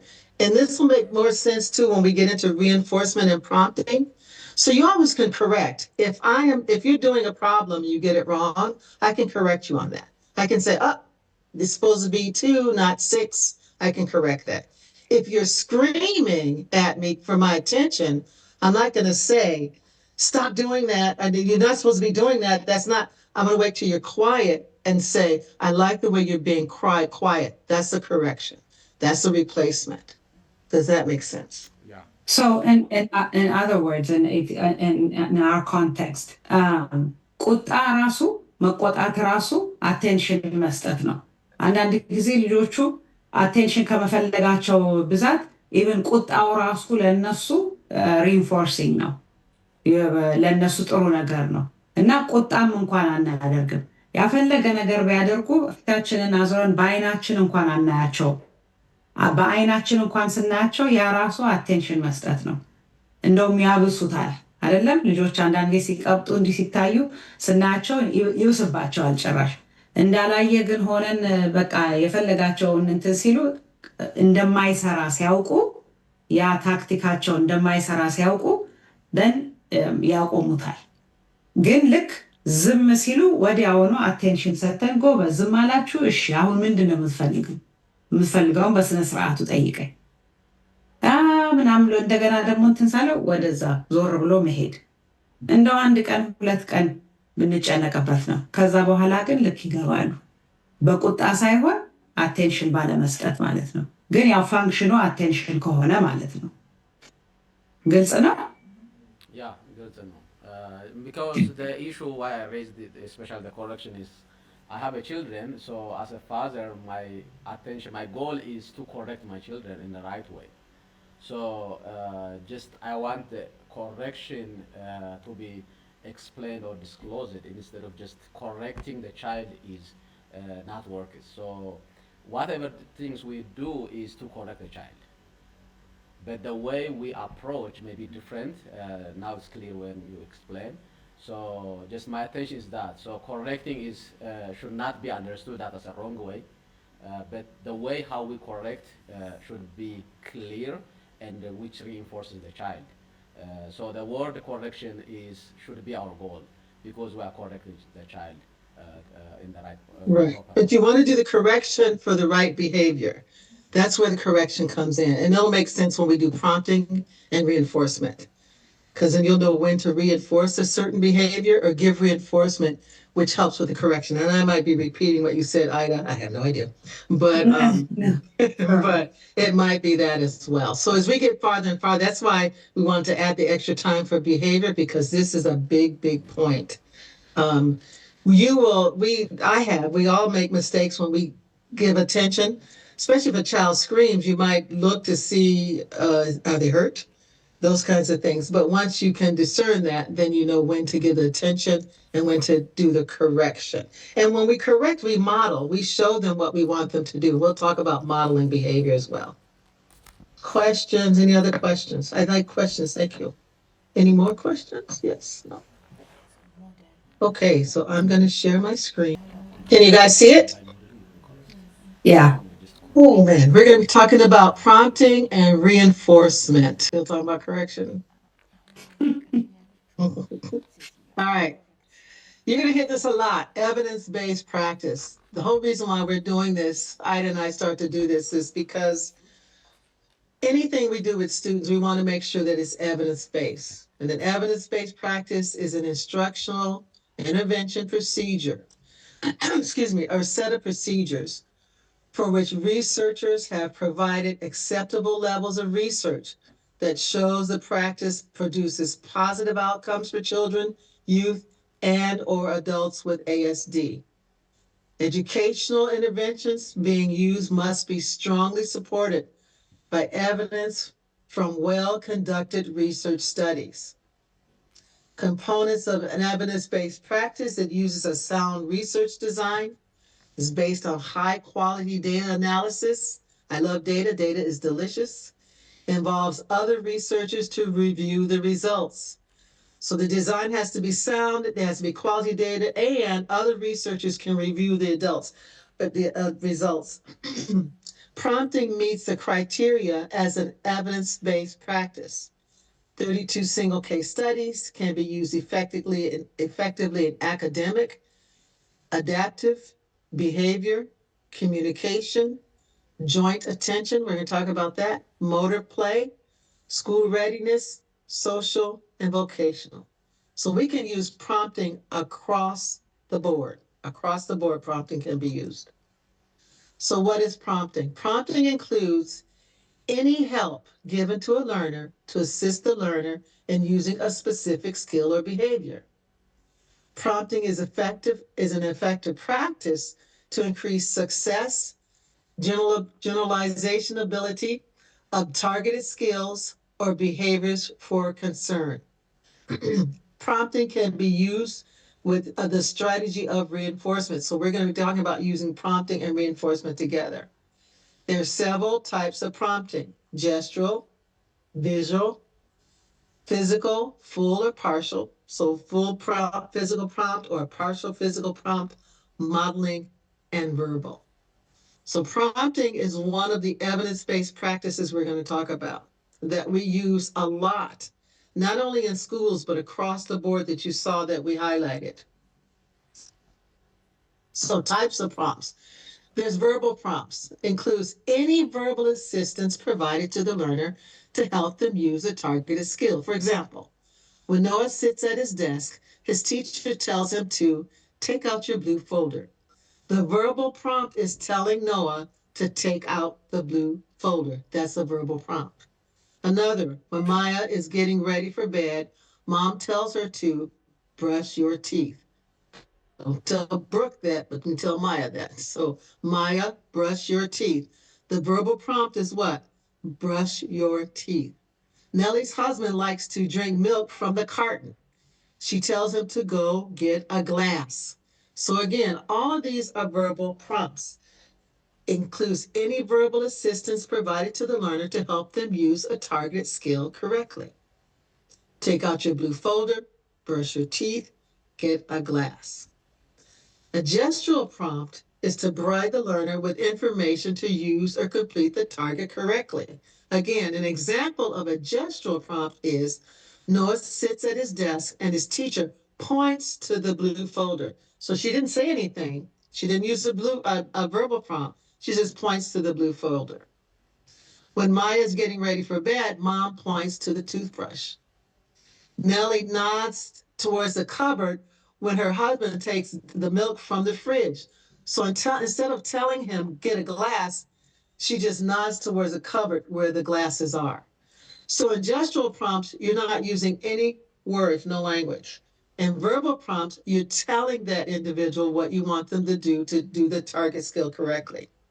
One thing about verbal prompts, and we'll talk about it later on too, a verbal prompt is the easiest prompt to give and the hardest prompt to fade. We don't always want to be using verbal prompts with our kids. We're going to talk about becoming prompt dependent. I'll give you an example now. I had a student who knew what to do when it was time to write, but he was so prompt dependent, he would pick up the pencil and wait for someone to say, okay, write. That's how prompt dependent he was. So we needed to look at how we can fade the prompt. So it's This pattern out. Are you ready? Okay, so what comes next?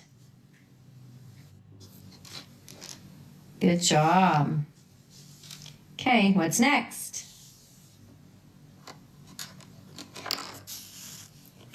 Good job. Alrighty, so you still were not independent, but this time I only had to do a verbal prompt. We're still on one. Good job, sis. Okay, so what she's doing is taking data with that. So again, I'll show it again. Finish this pattern out. Are you ready? Okay, so what comes next? Good job. Okay, what's next?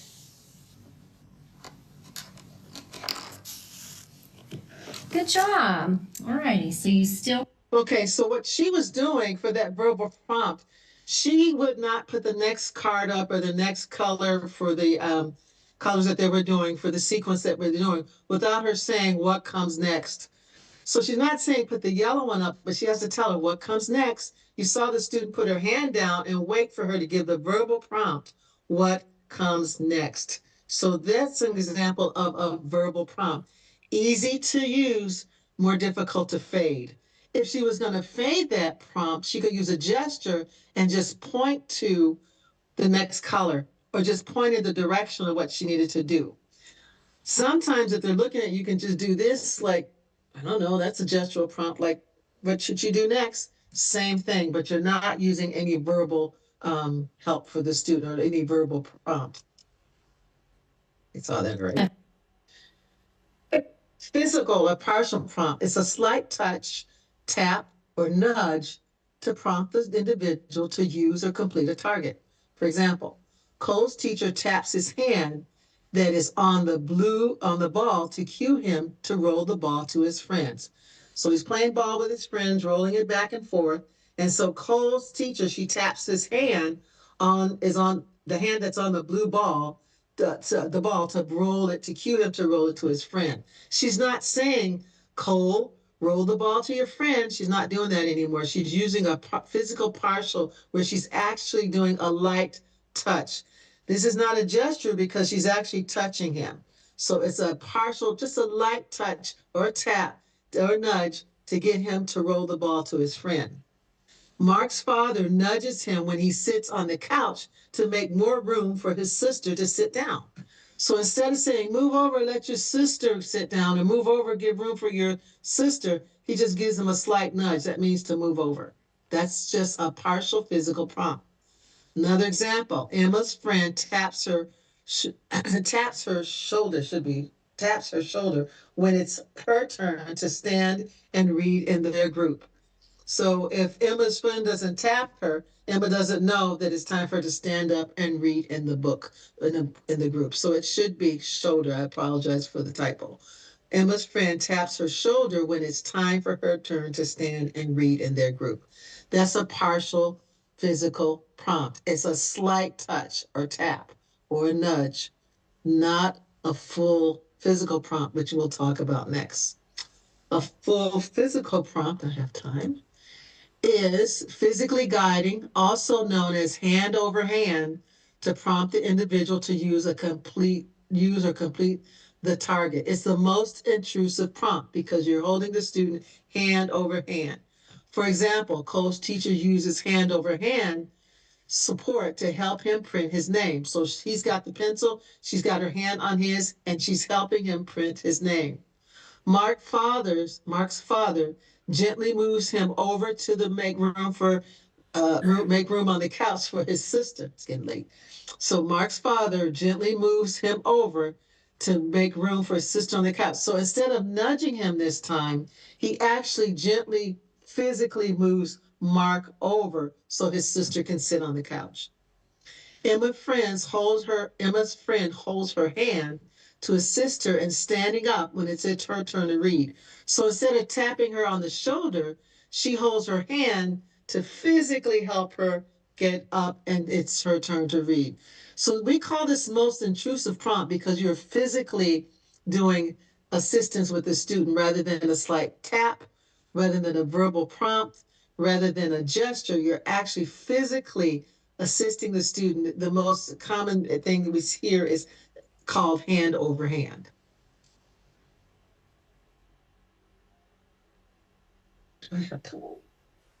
Prompting examples, here we go.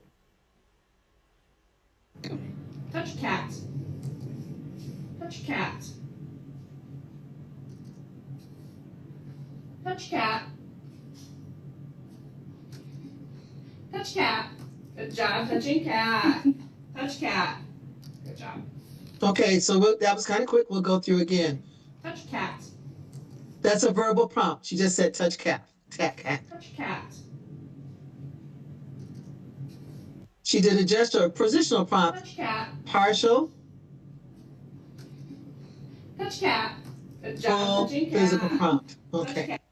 So that's kind of quick, but you can kind of see them. I think that's pretty self-explanatory. Good job. So do that. Types of prompting, visual, anything we see that enhances communication. So it can be environmental cues, common items used for organization, specifically design tools like schedules, and body language. So examples of any type of visual things, visual prompting could be like this clock here, which is a visual timer. If you set it, once the red disappears, then the time is up. We like visual timers because the kids can see how much time is left.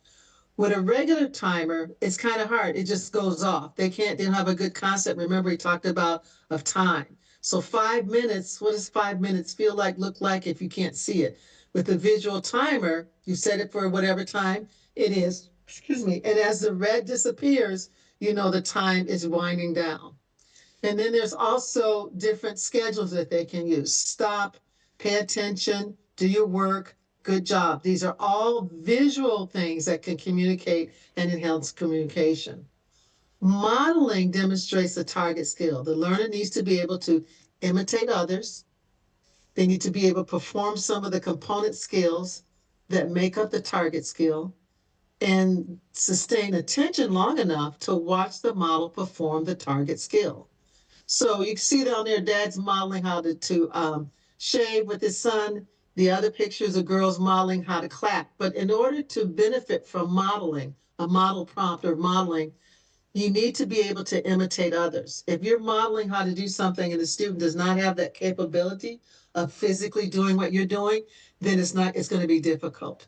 They'll be able to perform some parts of it. They may not be able to perform all of it, but some parts of the skill, because then you can use other, use other prompts to help them. And then they need to pay attention long enough to watch you model the skill. So while you're doing a model prompt, if they can perform some of the skills, like if they can get there and start, maybe put their hands up, you may do hand over hand to help them clap, or do the clapping that they need to do. So this is the model. They're precursors, or there's skills levels that they need to have before they can do some of the modeling. So imitating, performing parts of it, and then attending long enough to watch the model skill. So types of prompting, positional prompt is another one. Placing the correct response closest to the learner that assists them in giving the information about the answer. For example, Zuri is learning to identify shapes. The teacher has a circle and a triangle on the table. The circle, the shape the teacher wants Zuri to identify, is placed slightly closer to Zuri. The teacher gives a cue, Zuri, give me circle. Zuri chooses the circle and gives it to the teacher. So if it's on the table, as you can see in the picture, the correct answer is placed closer to the student. You want to do that so that they have successful tries without any mistakes. We're going to talk about trials where he knows that the one closest to me is a circle. That's the one I should give her. Eventually, you're going to move him back, and eventually you'll be changing positions of where that circle is. But to start out, to have an errorless trial, we call it, there's not going to make an error. You can use a positional prompt. You place the correct answer closer to the student to assist them in giving you the information that you want. So I talked about a prompt and hierarchy. You can go from most to least, or from least to most. From most to least means you're going to start with a full physical, hand over hand, partial, which is tapping, nudging like we did, a model where you're showing and demonstrating, a visual prompt, which is a picture, a verbal prompt, which is you're telling them what to do, a gesture prompt, which is you pointing or showing them what to do. What do you think a natural cue is? What would be a natural cue prompt? Does anyone know? A natural cue.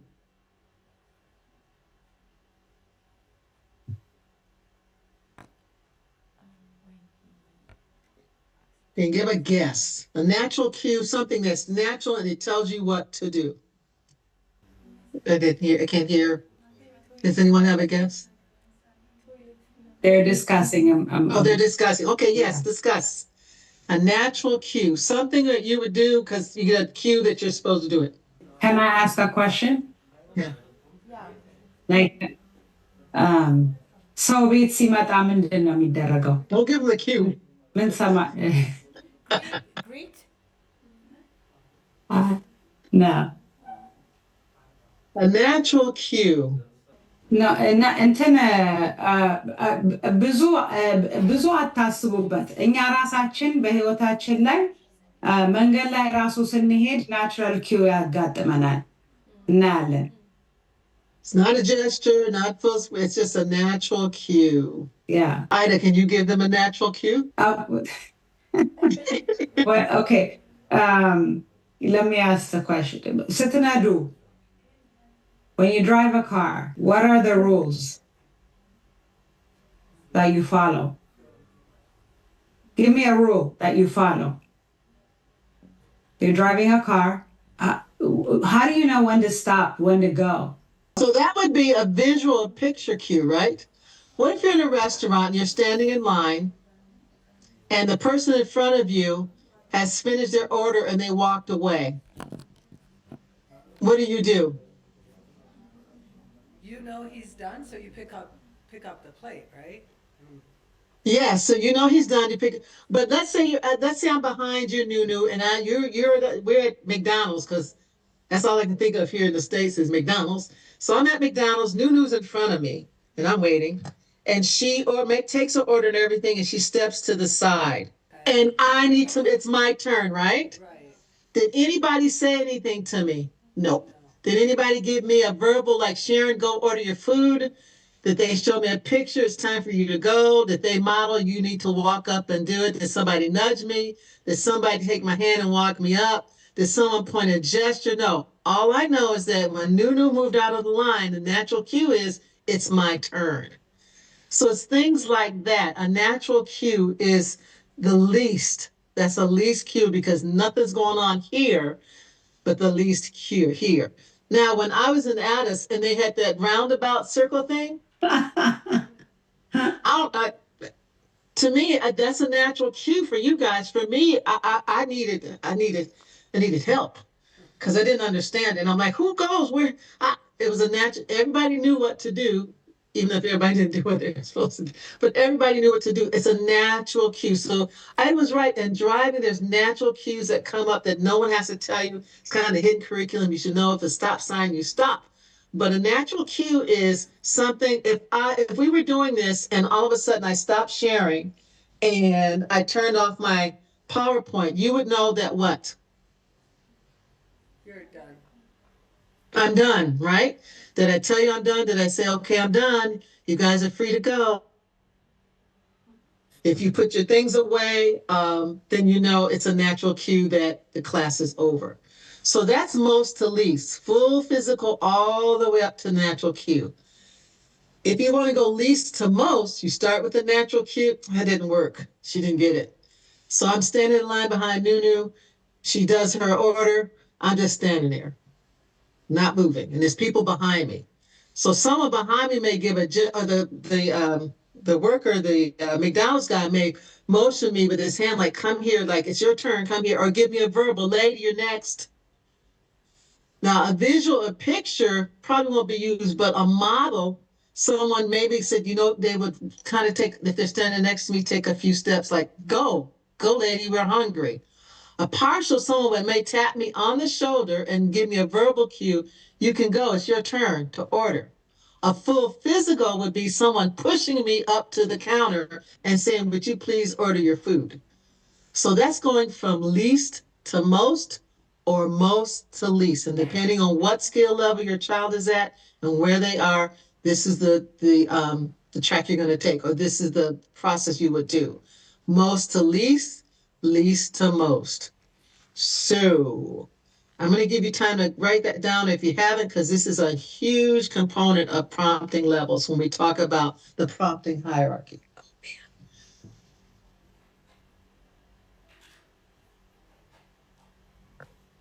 Does everybody have it down? Thumbs up? Still writing? That's okay. If you're still writing, I'll give you another minute or so. Sharon, I had a question about prompting. Yes. So there's like some studies that state that ABA makes kids prompt dependent.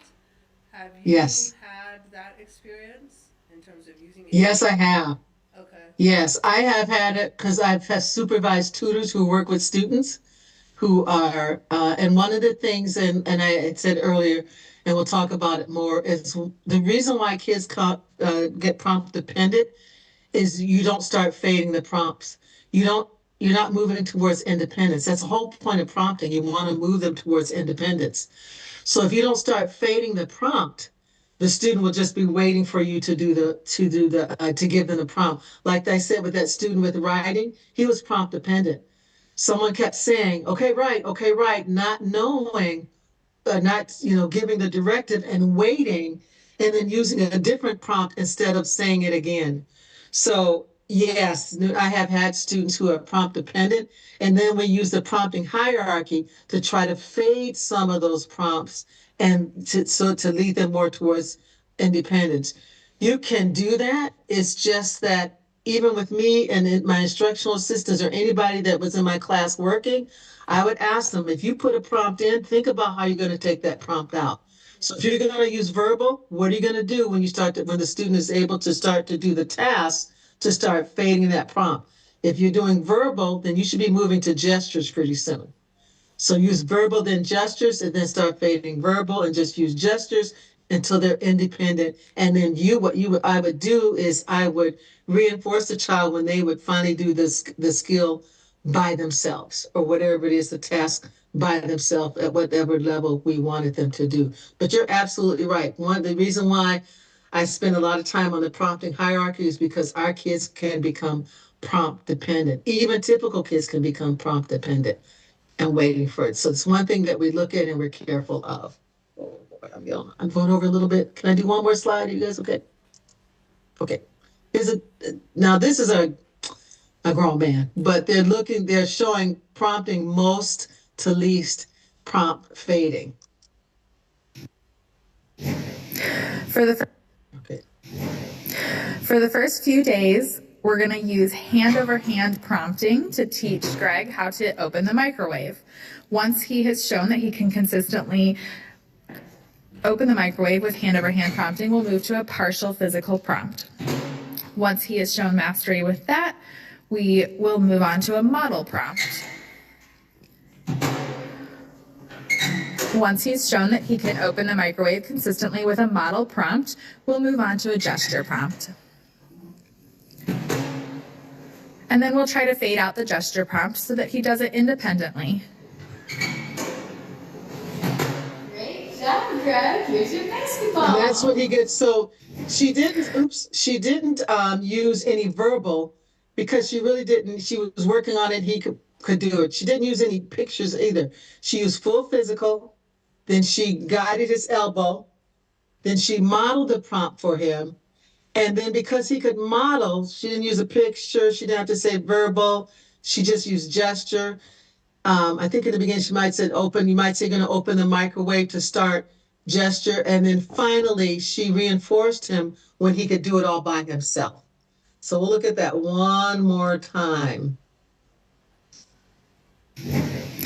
For the first few days, we're going to use hand-over-hand prompting. She said for the first few days. So they're not doing this once. This is just to demonstrate the different types of prompts. So for the first few days, she's going to do that. To teach Greg how to open the microwave. Once he has shown that he can consistently open the microwave with hand-over-hand prompting, we'll move to a partial physical prompt. And that's where she's just holding his elbow. Once he has shown math. And I like the way she's behind him too, because she doesn't want him to, part of prompt dependency could be looking at that person and expecting them to show you everything to do. So she stands behind him and gently uses his elbow over time to do the prompt. With that, we will move on to a model prompt. Once he's shown that he can open the microwave consistently with a model prompt, we'll move on to a gesture prompt. And then we'll try to fade out the gesture prompt so that he does it independently. Now, she didn't say open the microwave or anything. She just looked at him and Greg, here's your basketball. and then that's his reward for that. So if we looked at the problem hierarchy, she went full physical, partial, then she modeled, then she went to gesture, and then she stepped back and didn't do anything, just looked at it, and he was able to open and close it. And remember, she said after several days, it may take several times or several days at the full physical. Once you think you can, they say, well, when do you move from full physical to partial?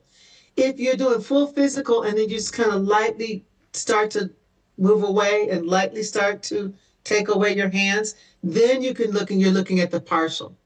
And then you can model, and some, modeling can also be visuals or pictures. That can be a model as well. And then verbal and gesture. So most to least and least to most. And I am out of time. So there is no homework assignment yet for this, correct?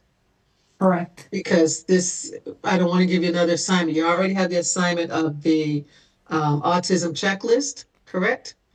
And then the second one, which was the ABC. So those you need to work on. The next time we're going to meet is going to be on Saturday. Yes. Saturday. Yes. Yeah. Correct. On Friday, there's Saturday. Anybody have any questions? So you guys, if any questions come up, just let us know. But that's the prep. You're going to be practicing prompting with each other. So get ready. That's going to be one of the activities where you're going to demonstrate prompting, and you're going to do it with each other. Okay. But that's, I think, it for now. And is everybody going to their designated practicum location today? ትሄዳላችሁ ዛሬ ነህሚያ የምትሄዱ ነህሚያ? Okay. How many of you have identified your student? Raise your hands. Is that everyone? Is that everyone? Is everyone who has not identified a student, who does not have a student to work with? Raise your hand. If you do not have a student to work with, raise your hand. Well, we can't see everybody, so. You can't see everyone. Does anyone there not have a student yet? Everyone has a student? There's one, Ermias hasn't. I'll let him speak. Okay.